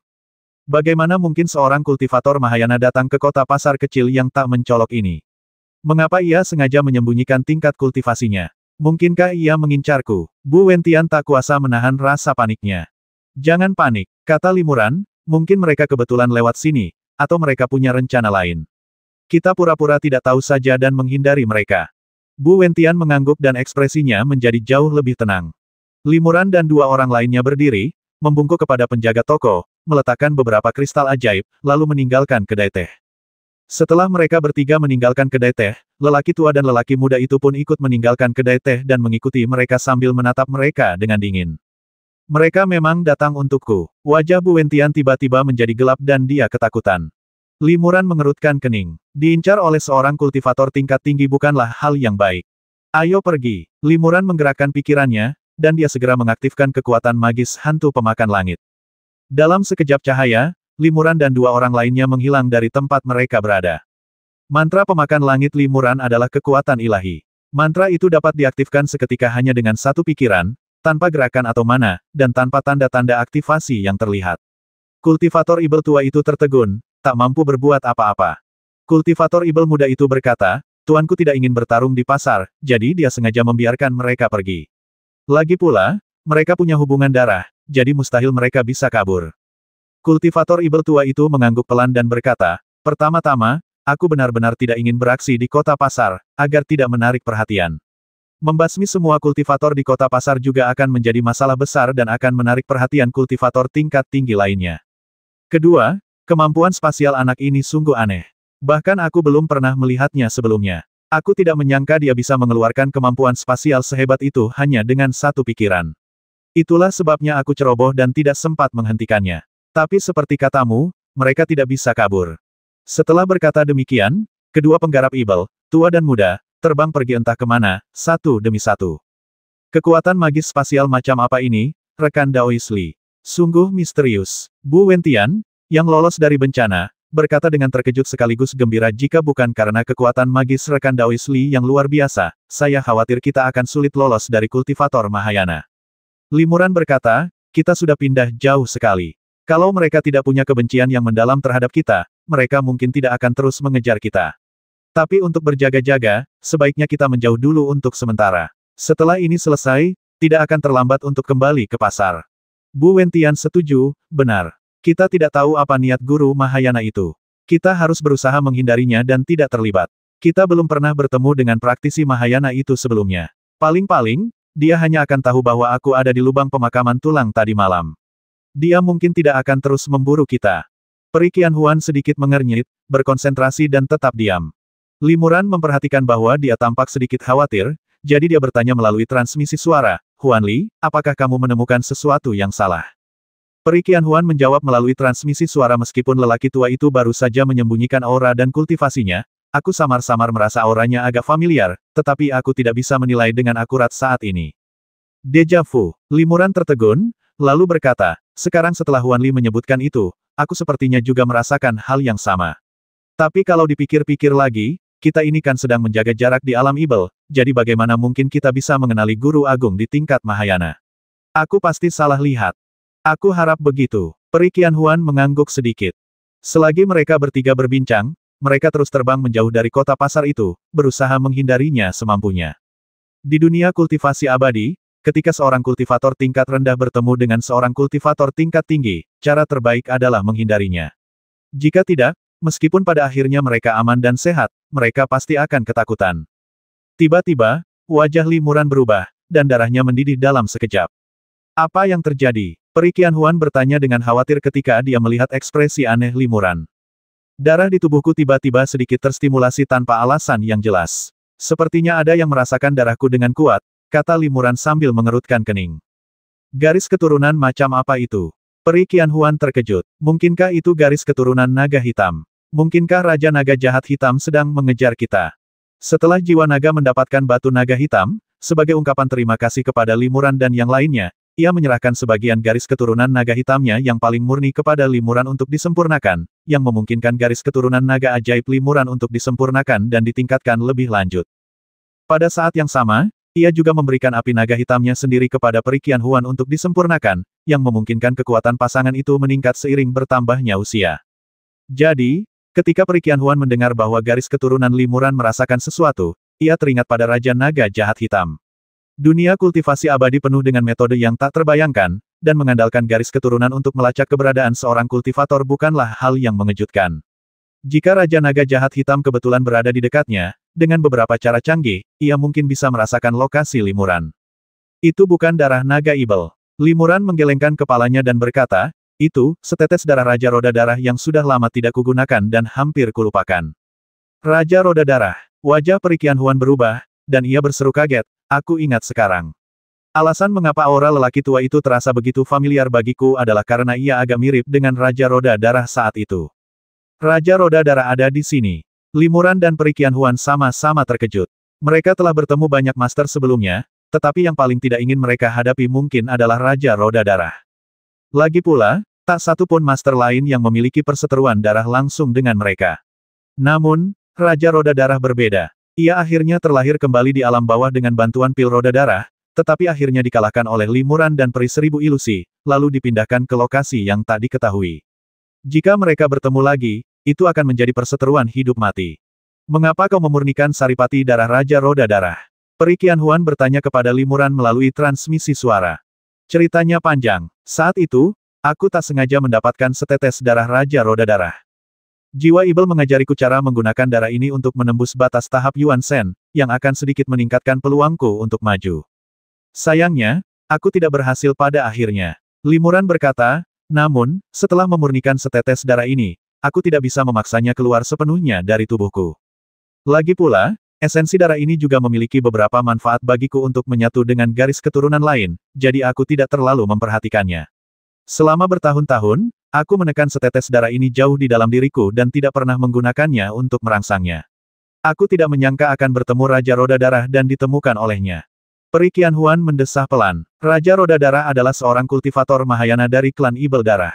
Ia ahli dalam teknik rahasia yang berkaitan dengan esensi darah. Meskipun Limuran hanya memurnikan setetes esensi darahnya, itu sudah cukup bagi pihak lain untuk merasakan dan melacaknya. Tepat saat mereka berdua terbangun, cahaya berdarah tiba-tiba muncul di udara. Cahaya berdarah itu merobek celah di kehampaan, dan dua sosok melesat keluar darinya. Mereka adalah biksu tua dan muda di tengah pertempuran. Dua rekan Taoisku, lama tak berjumpa. Kata lelaki tua itu kepada Limuran dan Peri Qianhuan sambil tersenyum, meskipun salah satu dari kalian telah mengubah penampilan dan yang lainnya mengenakan kerudung, aura kultivasi kalian juga telah banyak berubah. Namun, aku mengenali orang-orang dari aura darah mereka. Kecuali kalian telah sepenuhnya membersihkan darah dan mengubah otot kalian, aku masih bisa mengenali kalian berdua. Limuran dan pria lainnya mengerutkan kening dan tidak menanggapi.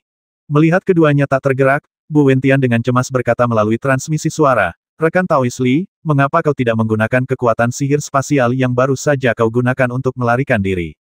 Percuma saja, jawab Limuran melalui transmisi suara. Aku sudah memurnikan setetes esensi darahnya. Dia bisa menggunakan aura darah untuk merasakan lokasiku. Ternyata orang ini datang untuk menjemputku dan suamiku, dan dia telah melibatkan rekan Daois Bu. Ah! Bu Wentian terkejut dan diam-diam mengerang dalam hati. Ia pikir pihak lain akan mengincarnya, tetapi ia tidak menyangka bahwa ia hanya tanpa dosa terlibat. Esensi darah. Pikiran Bu Wentian tergerak, dan tiba-tiba ia berkata, klan Tianzuku memang punya teknik rahasia yang disebut kutukan darah welas Asi Agung. Teknik ini menggunakan esensi darah seorang kultivator untuk merapal mantra, yang akan menyegel kekuatan sihir kultivator dan mengurangi kekuatannya secara drastis. Ternyata ada teknik seperti itu. Limuran sangat gembira. Ia berkata kepada Bu Wentian, kita berdua akan menunda orang ini dulu. Rekan Taois Bu akan memanfaatkan kesempatan ini untuk melancarkan kutukan darah welas Asi Agung. Jika kita bisa melukainya parah, kita semua akan punya kesempatan untuk melarikan diri. Kita bertiga menghadapi seorang kultivator Mahayana. Bu Wentian ngeri dan menggelengkan kepalanya berulang kali, itu sama sekali tidak mungkin. Kita seharusnya memohon belas kasihan saja. Selama ini bukan perseteruan yang tak terdamaikan, mungkin pihak lain akan mengampuni nyawa kita. Rekan Taoisku, tebakanmu benar. Aku dan dia punya perseteruan hidup mati yang tak terdamaikan. Kata Limuran serius. Kau benar-benar telah menyinggung seorang guru besar Mahayana, dan dia adalah musuh bebuyutanmu. Wajah Bu Wentian menjadi muram ketika mendengar ini, dan dia tampak sedikit putus asa. Ia buru-buru membungkuk kepada dua tua dan muda itu dan berkata, junior ini dan para senior belum pernah bertemu sebelumnya, dan kami juga tidak menyimpan dendam. Aku akan pergi sekarang dan tidak akan pernah berani menginjakan kaki di dunia kultivasi abadi ini lagi. Aku mohon para senior untuk mengampuni nyawaku. Sang pembudidaya ibel tua mendengus dingin dan tidak menjawab. Bu Wentian tidak tahu apakah pihak lain sudah diam-diam setuju, tetapi dia tahu bahwa target pihak lain adalah Limuran dan dua lainnya, jadi dia tidak punya pilihan selain mencobanya. Ia mengambil keputusan dan segera melatih kemampuannya, menggumamkan sesuatu. Tubuhnya perlahan berubah menjadi bayangan dan hampir menghilang di sana. Sebagai perbandingan, kekuatan sihir spasialnya untuk melarikan diri jauh lebih lambat dibandingkan dengan mantra pemakan langit milik Limuran. Melihat Bu Wentian hendak melarikan diri, lelaki tua itu tiba-tiba mengangkat tangannya dan menamparnya.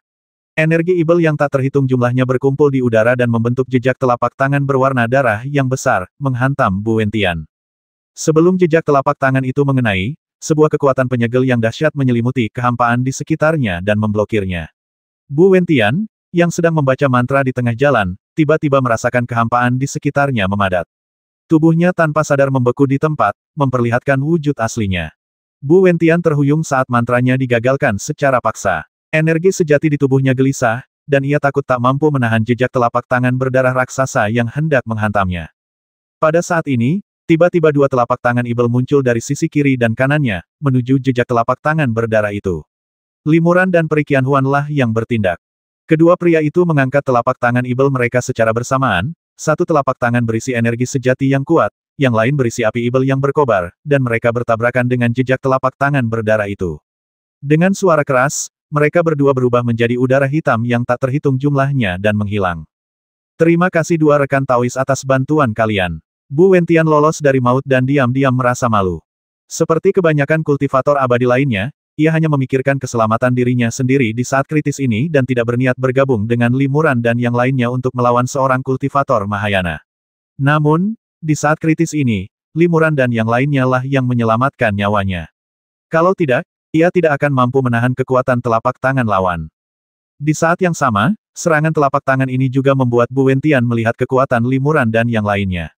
Meskipun jejak telapak tangan berwarna darah itu hanyalah kekuatan magis biasa, kekuatannya cukup kuat sehingga bahkan seorang kultivator Dewa Ibel tingkat akhir pun akan kesulitan untuk melawannya. Namun, Limuran dan yang lainnya menangkisnya tanpa bergumam, menunjukkan bahwa kekuatan mereka luar biasa.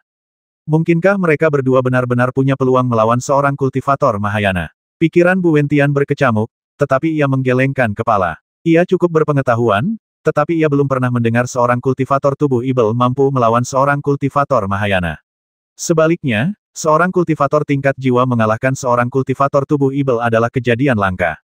Jika kau ingin menyelamatkan hidupmu, bersiaplah untuk menggunakan kutukan darah welas Asi Agung. Ini mungkin satu-satunya kesempatan kita untuk bertahan hidup, kata Limuran kepada Bu Wentian melalui transmisi suara. Ya, pada titik ini, sang guru jelas tidak ingin membiarkannya lolos, jadi dia hanya bisa melawan. Namun, kutukan darah welas Asi Agungku cukup efektif melawan kultivator di tahap tubuh ibel. Aku khawatir efektivitasnya akan sangat berkurang saat berhadapan dengan kultivator di tahap Mahayana. Jawab Bu Wentian dengan cemas. Lebih baik daripada tidak sama sekali. Kalau kita bisa mengalihkan perhatiannya, kita punya peluang untuk berhasil, kata Limuran. Sudah ratusan tahun sejak terakhir kali kita bertemu. Kekuatan kedua Taois ini telah meningkat pesat, kata kultivator ibel tua itu sambil tersenyum tipis. Begitu pula dengan senior, hanya dalam beberapa ratus tahun, senior telah pulih ke tahap awal kultivasi Mahayana. Sungguh menakjubkan bagi kami. Saya yakin senior itu pasti meninggalkan beberapa harta warisan yang dapat membantunya memulihkan kultivasinya dengan cepat, kata Limuran. Terakhir kali Raja Roda Darah dikalahkan oleh mereka berdua, ia baru saja bangun dan terluka parah. Hanya dalam beberapa ratus tahun, bahkan jika tidak ada hambatan dalam seni bela dirinya, mustahil baginya untuk mencapai tingkat Mahayana. Pasti ada cara lain. Kultivator ibel tua itu mendengus dingin dan berkata, kau cukup pintar, langsung menebaknya dengan benar. Tapi bagaimana kalian berdua bisa berakhir di alam ibel? Setahuku, Kalian berdua tidak mempraktikkan teknik alam ibel, kan? Limuran dan Perikian Huan datang ke alam ibel, yang melibatkan terlalu banyak rahasia. Sang kultivator ibel tua tidak dapat menebak alasannya untuk sementara waktu. Meskipun dia sangat penasaran, yang terpenting baginya saat ini adalah membasmi kedua orang ini, membalas dendam masa lalunya, dan mendapatkan kembali setetes darahnya. Bagaimana senior bisa sampai di alam ibel? Perikian Huan sengaja mengulur waktu, lalu melanjutkan, mungkinkah aku, seorang junior, secara tidak sengaja membantu senior langsung mencapai alam ibel? Mendengar ini, wajah tua kultivator ibel itu menjadi muram dan ia berkata dengan getir, bagaimana mungkin semudah itu? Aku sudah begitu menderita untuk kembali ke dunia ibel. Awalnya, jika aku bertemu kalian berdua, aku seharusnya menangkap kalian hidup-hidup dan menyiksa kalian selama ratusan tahun dengan berbagai cara sebelum akhirnya membasmi kalian. Tapi kalian berdua ternyata sangat kuat. Aku tidak ingin membuat masalah lagi, jadi aku akan menghabisi kalian berdua dengan cepat. Setelah mengatakan ini, aura kultivator ibel tua itu berubah drastis. Dalam sekejap, matanya berubah merah seperti darah dan auranya menjadi sangat kuat. Aura ini, mata yang menakutkan ini, siapa lagi kalau bukan Raja Roda Darah? Pada saat ini, Bu Wentian yang bergumam pada dirinya sendiri, tiba-tiba mengulurkan jarinya dan merapal mantra pada limuran. Limuran tidak menghindar atau menghindar, membiarkan mantra itu memasuki tubuhnya. Begitu mantra itu memasuki tubuhnya, kabut darah tiba-tiba muncul dari tubuh limuran, dan dalam kabut darah itu, muncul pola mantra yang rumit dan misterius. Kutukan Darah Welas Asih Agung. Ternyata dia anggota klan Kutukan Surgawi. Raja Roda Darah terkejut, dan seketika ia merasakan darah mendidih di sekelilingnya, darahnya bergejolak, dan energi sejatinya menjadi kacau sesaat. Pada saat ini, limuran segera menunjukkan kekuatan magis Devouring the Sky, berubah menjadi seberkas cahaya, dan menyapu dia dan Perikian Huan. Cahaya kemerahan itu masih bergulir ke arah Bu Wentian, mencoba membawanya pergi. Namun, Bu Wentian, yang baru saja selesai merapal kutukan Darah Welas Asih Agung, justru langsung melarikan diri ke samping, menghindari cahaya kemerahan pesona pemakan langit milik limuran. Ia jelas tidak ingin melarikan diri bersama limuran. Pada saat ini, cahaya darah yang menyilaukan tiba-tiba melesat dari mata Raja Roda Darah. Cahaya darah itu menyinari kehampaan di sekitarnya, mengubah kehampaan itu menjadi merah darah. Langit dan bumi seakan berubah menjadi lautan darah. Di ruang merah darah, semuanya tersegel. Hantu pemakan langit limuran langsung diganggu dan tidak bisa melarikan diri dengan mulus. Sebaliknya, Bu Wentian memanfaatkan kesempatan itu untuk menghindar ke samping, menjauh dari limuran dan yang lainnya.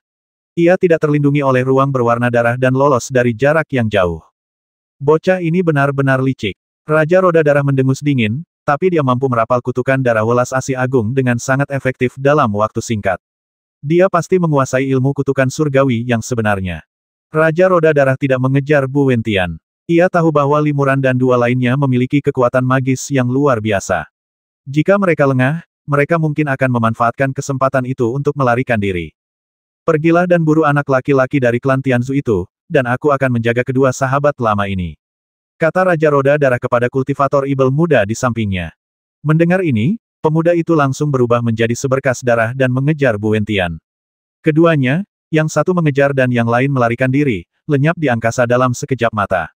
Raja Roda Darah menatap dingin limuran dan dua orang lainnya yang terbungkus dalam ruang berwarna darah, lalu berkata, aku ingat gadis kecil ini pernah menggunakan Tong Tian Lingbao sebelumnya, jadi dia pasti seorang kultivator dari alam roh.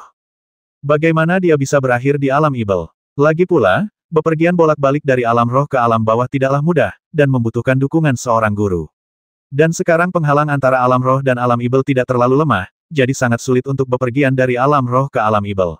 Sepertinya kalian berdua punya banyak rahasia.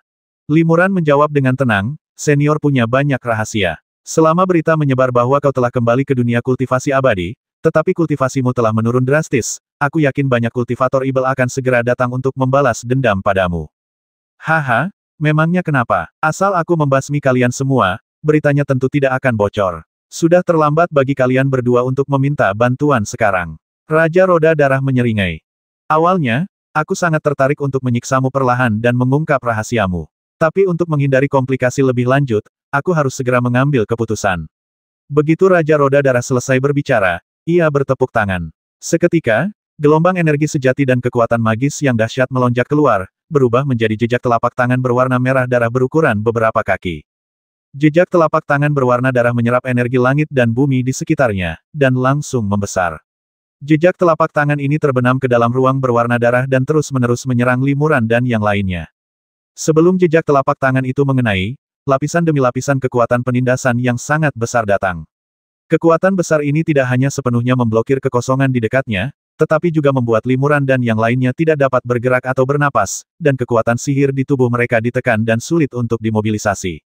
Beginilah cara kultivator tingkat tinggi, yang mengandalkan mana mereka yang luar biasa, dapat langsung mengalahkan kultivator tingkat rendah dengan metode merapal mantra yang paling biasa, sederhana, dan tanpa hiasan. Dihadapkan dengan kekuatan magis murni ini, kultivator lain di tahap tubuh Ibel seringkali tak berdaya melawan dan terbasmi dalam satu serangan. Namun, kekuatan sihir Li Muran dan Perikian Huan jelas jauh lebih padat daripada para kultivator setingkat. Keduanya secara bersamaan mendesak esensi sejati dan kekuatan sihir mereka, melawan tekanan Ibel tak terlihat yang besar, mengorbankan kekuatan sihir mereka sendiri, dan juga melancarkan beberapa pukulan. Li Muran dan Perikian Huan sama-sama menamparkan telapak tangan naga ajaib, yang berubah menjadi cakar naga hitam, terbungkus dalam api hitam samar, dan menyerbu ke arah jejak telapak tangan berdarah. Kedua kekuatan magis itu bertemu di udara dan saling bertabrakan, menimbulkan suara gemuruh yang keras. Hembusan angin tak terlihat berhamburan ke segala arah, menyebabkan kehampaan di dekatnya terdistorsi secara nyata. Akibat benturan tersebut, telapak tangan naga ajaib kedua pria itu hancur berkeping-keping oleh jejak telapak tangan berwarna darah. Meskipun kekuatan jejak telapak tangan berwarna darah telah sangat berkurang, jejak tersebut masih memiliki sisa kekuatan yang kuat dan terus menyerang kedua pria itu.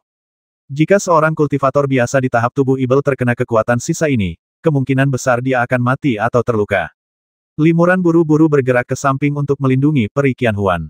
Mengandalkan tubuhnya yang kuat dan perlindungan sisik naga, ia menahan sisa tenaganya. Dengan suara teredam, tubuh Li Muran sedikit gemetar, dan sedikit darah mengalir dari sudut mulutnya. Jejak telapak tangan berwarna darah ini penuh dengan energi internal. Meskipun tidak melukai tubuh Li Muran, darah dan ki-nya bergejolak hebat. Jelas, meskipun Li Muran dan Perikian Huan praktis tak terkalahkan di tahap tubuh Ibel dan tubuh spiritual, mereka masih jauh tertinggal dari seorang kultivator Mahayana. Dalam pertarungan satu lawan satu, tak satu pun dari mereka mampu menahan jurus dan kekuatan magis Raja Roda Darah. Anak baik, Raja Roda Darah menunjukkan ekspresi terkejut. Aku menggunakan 70% kekuatanku pada jejak telapak tangan berdarah itu tadi, dan kau benar-benar menangkisnya. Aku tak menyangka harus mengerahkan seluruh kekuatanku untuk menghadapi dua junior di tahap tubuh Ibel. Raja Roda Darah mendengus dingin dan kembali menamparkan dengan kedua telapak tangannya. Itu adalah teknik telapak tangan yang sama dan gerakan sihir yang sama, tetapi kali ini energi sejati dan kekuatan sihir yang digunakannya bahkan lebih kuat, dapat dikatakan itu adalah serangan kekuatan penuh. Di balik jejak telapak tangan berwarna darah, tekanan Ibel yang dahsyat merusak dan mendistorsi cahaya sihir pelindung di permukaan Li Muran dan yang lainnya, serta menyebabkan tekanan hebat pada tubuh dan dantian mereka. Jika itu adalah seorang kultivator di tahap tubuh Ibel dengan kekuatan sihir biasa, saya khawatir ia akan meledak dan mati karena tekanan tak terlihat sebelum jejak telapak tangan berwarna darah mengenainya. Tubuh Li Muran kuat dan ia mampu menahan tekanan tak kasat mata yang dahsyat ini. Perikian Huan harus mengerahkan seluruh energi sejati dan kekuatan sihirnya untuk melawan tekanan ini dan melindungi tubuhnya. Tatapan tajam melintas di mata Raja Roda Darah. Ia bisa melihat bahwa di balik telapak tangannya yang berdarah, Li Muran dan dua lainnya sudah berjuang keras untuk melindungi diri. Mustahil bagi mereka untuk menggunakan kemampuan mereka untuk melawan. Namun, dia tidak berani gegabah, karena dia telah menderita kerugian di tangan kedua orang itu di alam bawah. Seperti dugaan, tepat ketika jejak telapak tangan berwarna merah darah hendak mengenai mereka berdua, Li Muran mengibaskan lengan bajunya, dan seberkas cahaya menyambar, berubah menjadi sesosok makhluk aneh seukuran gunung kecil. Tubuhnya seperti lembu, berekor naga, bertanduk tunggal di kepalanya, dan berlapis sisik emas gelap yang tebal. Di punggungnya, sepasang sayap tipis dan berdaging, yang tidak proporsional dengan ukurannya yang besar, menghiasi punggungnya. Makhluk itu tak lain adalah Qiongqi. Qiongqi berdiri dengan kaki belakangnya di udara, kaki depannya yang pendek melindunginya, ekor naganya yang panjang menjuntai di belakangnya, dan sepasang sayapnya yang kecil dan berdaging mengepak dengan cepat. Seperti dugaanku, kau telah membawa makhluk mitos kuno ini ke alam Ibel. Raja Roda Darah terkejut sekaligus gembira. Jika aku membasmimu, mungkin makhluk mitos ini akan menjadi milikku. Li Muran dan Perikian Huan punya banyak trik tersembunyi, dan biasanya mereka tidak akan mudah menggunakan Qiongqi. Namun, di alam bawah, mereka sudah menggunakan Qiongqi untuk menghadapi ruang roda darah milik Raja Roda Darah, dengan efektivitas yang luar biasa. Karena Raja Roda Darah sudah tahu tentang Qiongqi, lebih baik mereka segera menggunakannya untuk membantu mereka lolos dari bencana ini. Begitu Qiongqi muncul, Li Muran segera menjentikkan 10 jarinya dan mengirimkan seberkas cahaya spiritual ke dalam tubuh Qiongqi. Setelah cahaya spiritual memasuki tubuh, Qiongqi yang awalnya memiliki aura biasa, tampak kehilangan kendali. Dalam sekejap, auranya melonjak, dan menelan energi ibel murni di sekitarnya dalam tegukan besar, menyedot semuanya dalam sekejap. Bahkan energi ibel yang terkandung dalam cetakan telapak tangan berwarna darah yang dibuat oleh Raja Roda Darah pun diserap olehnya. Kekuatan jejak telapak tangan berwarna darah itu tiba-tiba menurun drastis, dan Qiongqi menyapu ekor raksasanya, menghancurkan jejak telapak tangan ini satu persatu. Li Muran sangat gembira. Kekuatan magis Qiongqi sungguh di luar dugaannya. Layak disebut binatang mitologi kuno. Kudengar binatang mitologi semacam ini bisa menyerap dan menghembuskan energi spiritual dan energi ibel. Tapi, dilihat dari kekuatannya barusan, jelas jauh lebih kuat daripada saat di dunia spiritual. Sepertinya dia lebih menyukai energi ibel. Gumam Li Muran dalam hati. Dia telah berada di alam ibel untuk sementara waktu, tetapi dia tidak pernah berani melepaskan Qiongqi. Terlebih lagi, Qiongqi telah tidur malas di surga Gua Langhuan, dan tidak akan keluar kecuali Li Muran membangunkannya. Apa kau mengandalkan binatang suci ini untuk menang lagi? Raja Roda Darah mendengus dingin. Meskipun binatang suci ini memiliki asal-usul yang luar biasa, ia hanyalah seekor anak singa, belum dewasa. Sekalipun tidak disegel di dalamnya, tingkat kultivasinya saat ini hanya setara dengan tingkat Mahayana. Aku lebih dari mampu melawannya hingga seri. Namun, jelas masih tersegel. Aku khawatir dia hanya akan mampu melakukan beberapa gerakan sebelum terkurung oleh segel, dan paling banter hanya bisa mengerahkan kekuatan tahap tubuh ibel. Hati Li Muran bergetar. Raja Roda Darah ini memang seorang master di tingkat Mahayana. Dia bisa membuat penilaian yang begitu akurat hanya dengan sekali pandang. Li Muran juga tahu bahwa teknik mendobrak terlarang 9 istana miliknya hanya dapat membebaskan Qiongqi dari belenggunya untuk sementara, dan itu tidak akan bertahan lama. Terlebih lagi, setelah efeknya hilang, vitalitas Qiongqi akan rusak parah, membutuhkan setidaknya 100 tahun pemulihan. Jadi, kesempatan ini sangat berharga. Li Muran segera menghubungi Qiongqi dengan pikirannya dan mendesaknya untuk menyerang musuh yang kuat. Qiongqi kemudian meraung keras, dan dalam raungan itu, sebenarnya ada gelombang-gelombang suara tak kasat mata yang menyebar ke depan dan mencapai area di sekitar Raja Roda Darah dalam sekejap.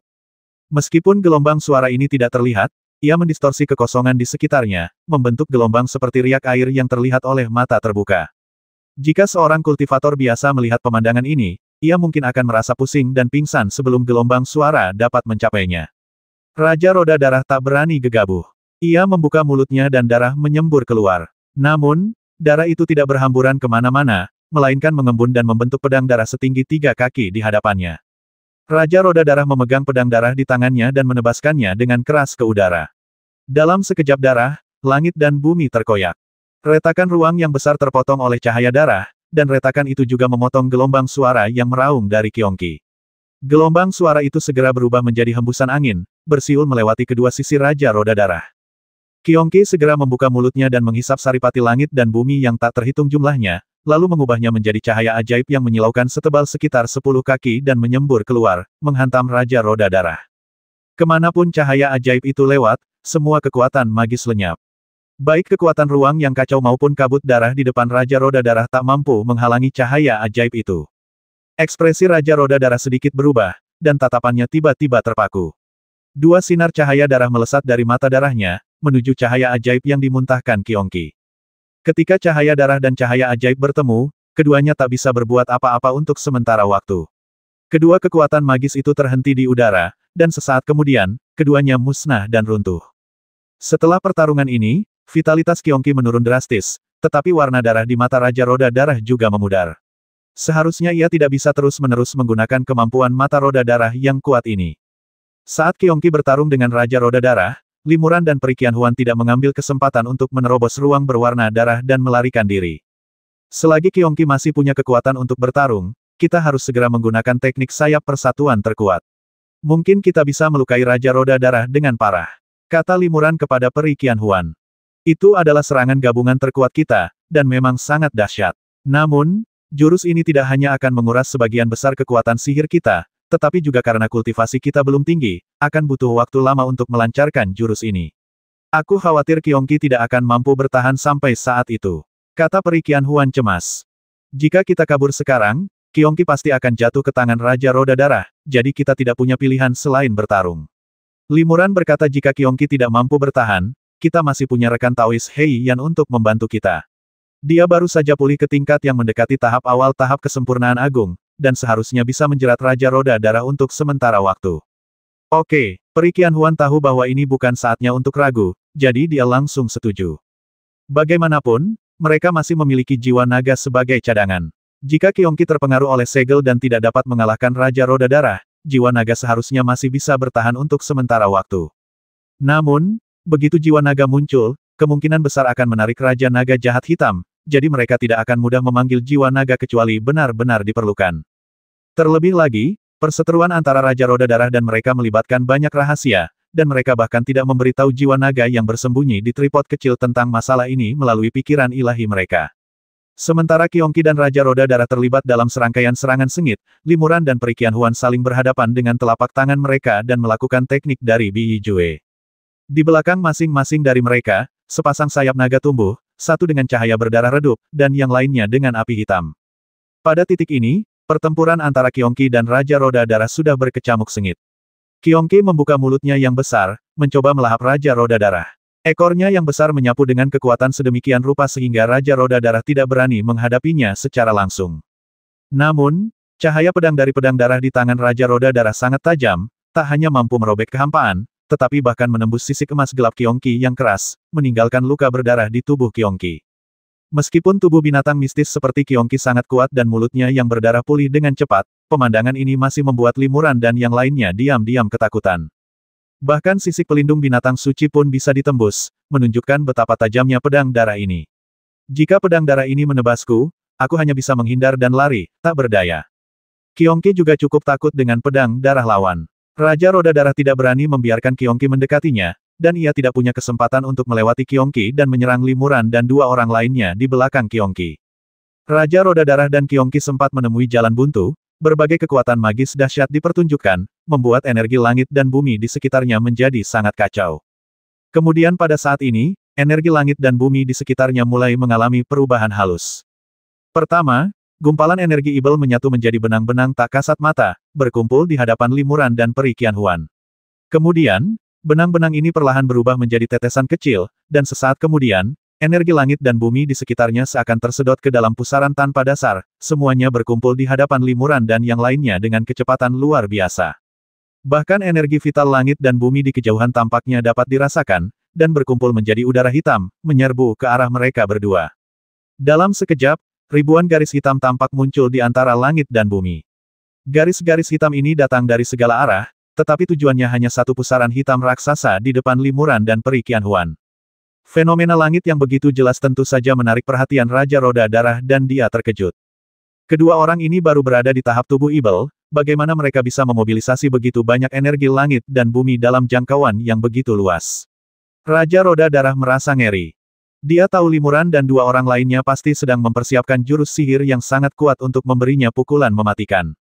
Dilihat dari jumlah energi langit dan bumi yang mereka kumpulkan, jurus sihir ini pasti sangat kuat. Kita tidak bisa membiarkan mereka berhasil, kata Raja Roda Darah dalam hatinya. Namun, Qiongqi di depannya juga sangat kuat dan tangguh, dan dia terjerat dengannya, membuatnya sulit baginya untuk membebaskan diri untuk berurusan dengan Limuran dan yang lainnya. Jantung Raja Roda Darah berdetak kencang, dan tiba-tiba ia membuka mulutnya dan menyemburkan gumpalan darah. Gumpalan darah ini bercampur dengan sejumlah besar kekuatan sihir murni, berubah menjadi hujan darah besar yang memercik di sekitar Qiongqi. Setelah hujan darah turun, pola darah aneh yang besar muncul, dan hujan darah juga menguap menjadi kabut darah tebal, menutupi Qiongqi. Awalnya, Qiongqi tidak takut dengan kabut darah dan terus menyerang Raja Roda Darah. Namun, seiring waktu, aura Qiongqi perlahan melemah, jelas karena kekuatan segelnya semakin kuat. Oh, tidak, Limuran mengerutkan kening. Hujan darah dan kabut darah yang dikeluarkan oleh Raja Roda Darah mungkin semacam sihir tingkat tinggi. Qiongqi yang terperangkap di dalamnya telah mengaktifkan segel kuat di tubuhnya, meningkatkan kekuatan segel tersebut secara signifikan. Teknik 9 istana melanggar terlarang kehilangan efektivitasnya sebelum waktunya. Segel di tubuh Qiongqi belum sepenuhnya terangkat. Qiongqi yang tersegel hanya bisa mengerahkan kekuatan tahap awal tubuh Ibel, yang jauh dari sebanding dengan Raja Roda Darah. Sementara Limuran dan Peri Qianhuan sibuk merapal mantra, mereka buru-buru memanggil Qiongqi kembali melalui pikiran mereka. Qiongqi berubah menjadi cahaya sihir keemasan gelap dan bersembunyi di balik lengan bajunya. Raja Roda Darah tertawa muram dan hendak membasmi Limuran dan dua orang lainnya, ketika tiba-tiba Limuran melambaikan lengan bajunya dan 20 atau 30 api seukuran kepalan tangan terbang ke arahnya. Api-api ini ternyata adalah jimat giok. Raja Roda Darah bermata tajam dan menyadari bahwa jimat giok ini berasal dari dunia spiritual. Kekuatan jimat dunia spiritual di dunia Ibel akan sangat berkurang. Selain itu, seberapa kuatkah seorang kultivator di tahap tubuh Ibel dapat memurnikan jimat? Dan meskipun jimat ini kuat, akan sulit bagi lawan untuk mengaktifkannya secara bersamaan. Maka Raja Roda Darah pun tak gentar. Ia mengayunkan pedang darah di tangannya, dan seberkas cahaya darah menari-nari, mengenai beberapa jimat giok di depannya. Pada saat yang sama, ia memanfaatkan kesempatan itu untuk mendekati Limuran dan yang lainnya. Akibatnya, sebelum cahaya darah sempat mengenai jimat giok itu meledak dengan suara bang. Segera setelah itu, suara bum-bum-bum yang keras terdengar terus-menerus. Dalam sekejap, 20 atau 30 jimat giok semuanya aktif. Terlebih lagi, setiap jimat giok mengandung kekuatan api yang sangat besar, dan api yang dihasilkan oleh ledakan itu langsung melahap semua yang ada di sekitarnya. Dalam cahaya api, sesosok tubuh acak-acakan muncul. Itu adalah Raja Roda Darah. Wajahnya dipenuhi rasa tidak percaya, dan sulit baginya untuk membayangkan apa yang telah terjadi di hadapannya. Untungnya, ia memiliki kekuatan magis yang luar biasa. Saat jimat giok itu meledak, ia menggunakan teknik pelarian darah untuk melarikan diri dari pusat ledakan, jika tidak, ia pasti akan terluka parah. Anak ini benar-benar punya jimat yang canggih. Gumam Raja Roda Darah dalam hati. Ia hampir menderita kerugian besar, dan ia tak berani meremehkannya lagi. Limuran diam-diam merasa kasihan, jimat api abadi ini adalah kekuatan magis aslinya, dan ia belum pernah menggunakannya di depan Raja Roda Darah sebelumnya. Ia menduga saat pertama kali menggunakannya, pihak lain mungkin ceroboh dan terluka, yang akan memberi mereka kesempatan untuk memanfaatkannya. Namun, Raja Roda Darah bereaksi terlalu cepat, dan jimat api abadi ini hanya memblokirnya sesaat dan tidak menyebabkan banyak kerusakan padanya. Setelah kekuatan jimat api abadi menghilang, Raja Roda Darah menebas Limuran dan Perikian Huan dari kejauhan. Meskipun mereka berjauhan, cahaya darah yang dipancarkan pedang itu menembus kehampaan dan muncul tepat di depan mereka berdua. Kecepatannya tidak jauh lebih lambat daripada pertarungan jarak dekat. Namun, pada saat ini, sejumlah besar energi langit dan bumi telah berkumpul di depan Limuran dan Perikian Huan, membentuk pusaran hitam berukuran beberapa kaki. Pusaran ini memiliki daya hisap yang sangat kuat. Setelah cahaya pedang berwarna darah itu jatuh, ia terpelintir dan berubah bentuk oleh pusaran tersebut. Kemudian, ia berjuang dan berputar-putar di sekitar pusaran tersebut selama beberapa putaran, dan akhirnya tersedot ke dalamnya. Kabut darah menghilang dari cahaya pedang berwarna darah, tetapi energi Ibel murni dan kekuatan sihir yang terkandung di dalamnya sepenuhnya diserap oleh pusaran. Raja Roda Darah sangat terkejut bahwa pusaran ini benar-benar secara langsung menghancurkan serangan pedang darahnya yang kuat. Tidak diragukan lagi bahwa dengan tingkat kultivasi Limuran dan dua orang lainnya, mereka pasti tidak memiliki kemampuan ini, tetapi mereka telah mengumpulkan terlalu banyak vitalitas langit dan bumi, sehingga kekuatan pusarannya begitu kuat. Kau benar-benar ingin menggunakan energi langit dan bumi untuk menghadapiku. Raja Roda Darah mencibir, kau tahu, memobilisasi energi langit dan bumi adalah kekuatan magis terkuat yang dimiliki para kultivator tingkat tinggi. Setelah mengatakan ini, Raja Roda Darah menangkupkan kedua telapak tangannya di depan dada, matanya sedikit terpejam, dan perlahan mulai mempraktikkan tekniknya. Energi vital langit dan bumi di sekitarnya berkumpul ke arahnya, yang juga memobilisasi energi vital langit dan bumi. Namun, sesaat kemudian, Raja Roda Darah membuka matanya dan menunjukkan ekspresi sangat terkejut. Ketika ia memobilisasi energi vital langit dan bumi, ia menyadari bahwa ia hanya dapat memobilisasi energi vital dalam radius beberapa kaki di sekitarnya. Meskipun ia dapat merasakan energi tersebut dari jarak yang jauh, sulit untuk memobilisasinya. Pusaran di depan Limuran dan yang lainnya jelas lebih menarik bagi energi vital langit dan bumi ini.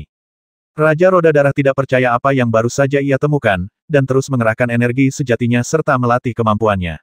Namun, sekuat apapun ia mengerahkan, ia hanya bisa mengerahkan energi dalam radius beberapa puluh kaki di sekitarnya. Untuk tempat yang lebih jauh, ia tak berdaya. Limuran dan dua orang lainnya secara bertahap memobilisasi energi vital dalam radius puluhan mil di sekitar mereka. Perbedaannya sangat besar. Jumlah total energi vital yang terkumpul di pusaran di depan mereka telah mencapai jumlah yang mengerikan. Raja Roda Darah cukup menyadari hal ini, dan ekspresinya perlahan berubah serius. Sepertinya aku hanya bisa menggunakan jurus itu. Gumam Raja Roda Darah dalam hati, aku tak menyangka dua junior di tahap tubuh Ibel akan memaksaku menggunakan kekuatan sihir ini. Raja Roda Darah kemudian mengambil keputusan. Ia memegang pedang darah di tangannya secara horizontal di depannya, lalu tiba-tiba mengulurkan jarinya dan menjentikkannya, mengenai pedang itu. Dengan suara bang yang keras, pedang darah itu langsung hancur berkeping-keping dan berubah menjadi tetesan darah yang tak terhitung jumlahnya. Raja Roda Darah mengendalikan tetesan darah ini dengan ekspresi serius, merapal serangkaian mantra cahaya darah. Di bawah kendalinya, tetesan darah ini berubah menjadi cahaya darah yang menyebar ke sekelilingnya. Tetesan darah berceceran di mana-mana, dan cahaya darah saling bersilangan. Awalnya, tampak tak beraturan, tetapi setelah beberapa saat, cahaya darah ini benar-benar membentuk susunan pola darah yang sangat besar. Lokasi di mana setiap tetes saripati dan darah jatuh juga sangat khusus, seperti halnya peralatan susunan yang digunakan oleh ahli susunan saat mendirikan susunan. Formasi pola darah. Apakah itu formasi khusus klan Ibel Darah? Apakah dia akan menggunakan formasi itu untuk menyerang kita? Hati Li Muran tergerak ketika melihat ini. Dia belum pernah melihat kekuatan magis seperti itu. Setelah formasi pola darah terbentuk, Raja Roda Darah tidak menggunakannya untuk menyerang Li Muran. Sebaliknya, ia duduk di tengah formasi pola darah dan terus menggunakan kekuatan sihirnya. Yang disebutnya kekuatan sihir adalah tetesan darah dan esensi. Ia memercikkan tetesan darah dan esensi ini ke sekelilingnya, yang mengandung beberapa aturan khusus. Setetes esensi darah memang tidak ada apa-apanya, tetapi membentuk formasi pola darah seperti itu memang menghabiskan banyak esensi darah. Wajah Raja Roda Darah memucat.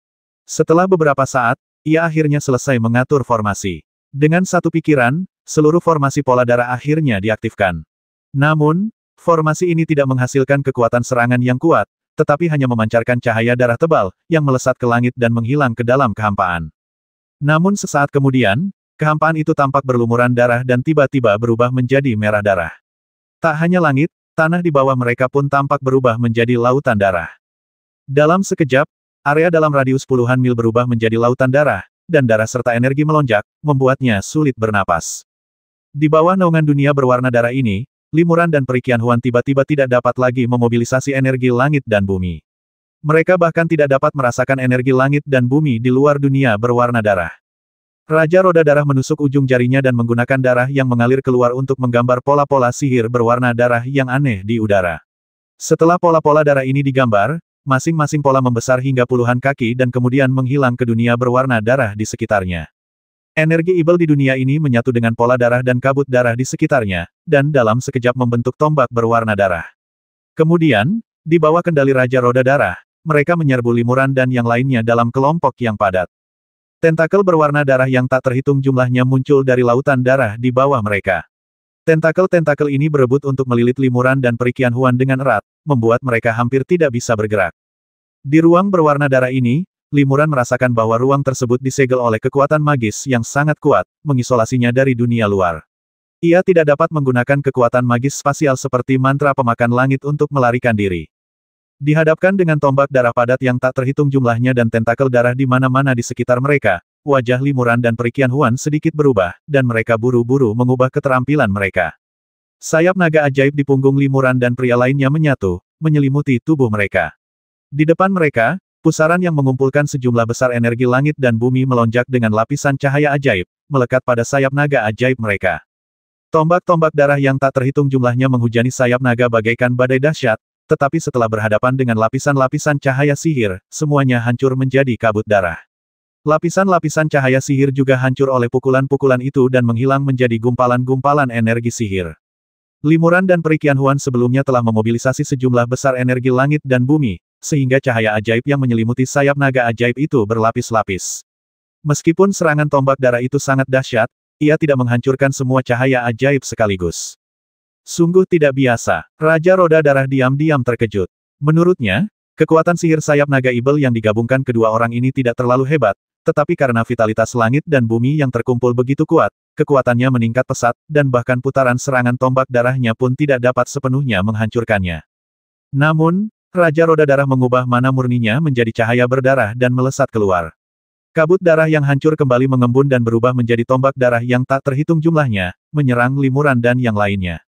Tentakel-tentakel itu perlahan-lahan berkumpul, membentuk beberapa lengan kokoh yang mengepakkan sayap naga melindungi keduanya seperti ular piton raksasa. Sudut mulut Raja Roda Darah berkedut sedikit. Di lautan darah ini, semua energi vital dikendalikan olehnya. Bahkan kabut darah yang menghilang pun dapat segera mengembun menjadi serangan dahsyat lagi. Dengan kata lain, serangan dahsyat ini akan terus menghantam Limuran dan yang lainnya secara bergelombang. Sebanyak apapun energi langit dan bumi yang kau kumpulkan, pada akhirnya akan habis. Aku khawatir 2 atau 3 gelombang lagi sudah cukup untuk menghancurkanmu sepenuhnya. Kata Raja Roda Darah sambil mencibir.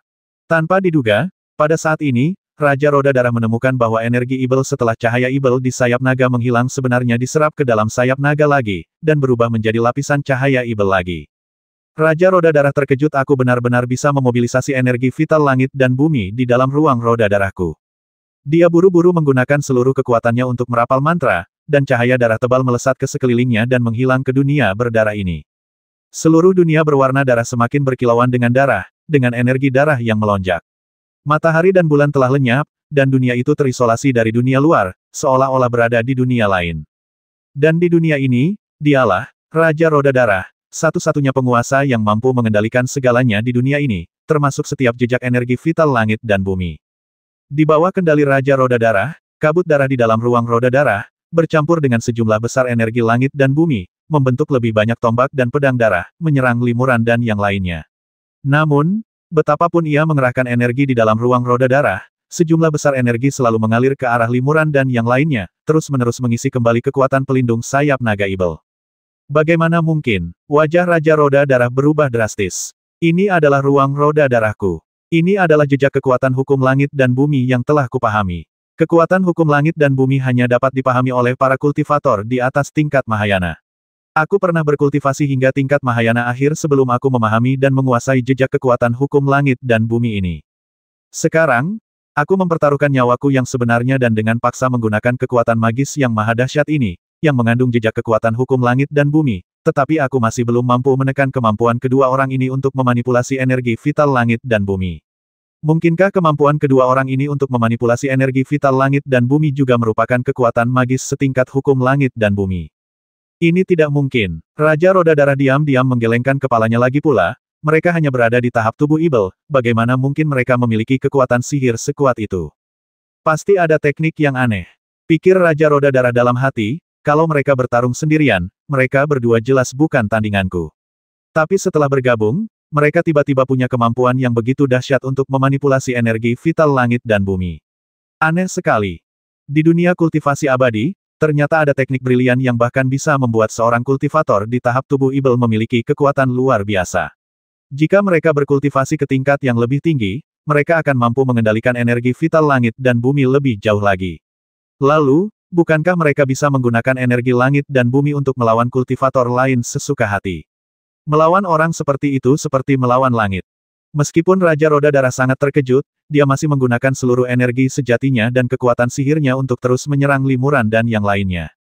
Namun, cahaya sihir pelindung di sekitar kedua pria itu runtuh dan mengembun, lalu menghilang dan berkumpul kembali. Meskipun kecepatannya mengalahkan mereka sedikit lebih cepat, dan cahaya sihir di sayap naga itu perlahan melemah, ia tetap tidak mampu memberikan pukulan telak dan mematikan kepada kedua pria itu. Otang pembawa sial, kalau kultivasiku sudah pulih sepenuhnya, aku hanya butuh satu gerakan untuk membasmi mereka berdua. Sekarang kekuatanku hanya 20% dari sebelumnya, dan aku tidak bisa berbuat apa-apa pada mereka berdua. Raja Roda Darah merasa cemas dan marah. Setelah mengalami beberapa gelombang serangan kuat bagaikan air pasang, satu demi satu, serangan Raja Roda Darah secara bertahap melambat, dan warna darah di ruang sekitarnya juga banyak memudar. Tepat waktu, teriak Limuran pelan. Setelah bertukar pandang dengan Perikian Huan, mereka langsung mengganti mantra mereka bersamaan. Keduanya mencurahkan seluruh kekuatan sihir mereka, memanipulasi seluruh energi langit dan bumi yang terkumpul di sekitar mereka, mengubahnya menjadi pilar cahaya sihir setebal sekitar 10 kaki, dan menyerang Raja Roda Darah. Pilar cahaya ajaib itu menembus kabut darah di dekatnya tanpa ketegangan. Kemanapun cahaya ajaib itu lewat, entah itu tentakel darah raksasa atau tombak darah, semuanya langsung lenyap dalam sekejap.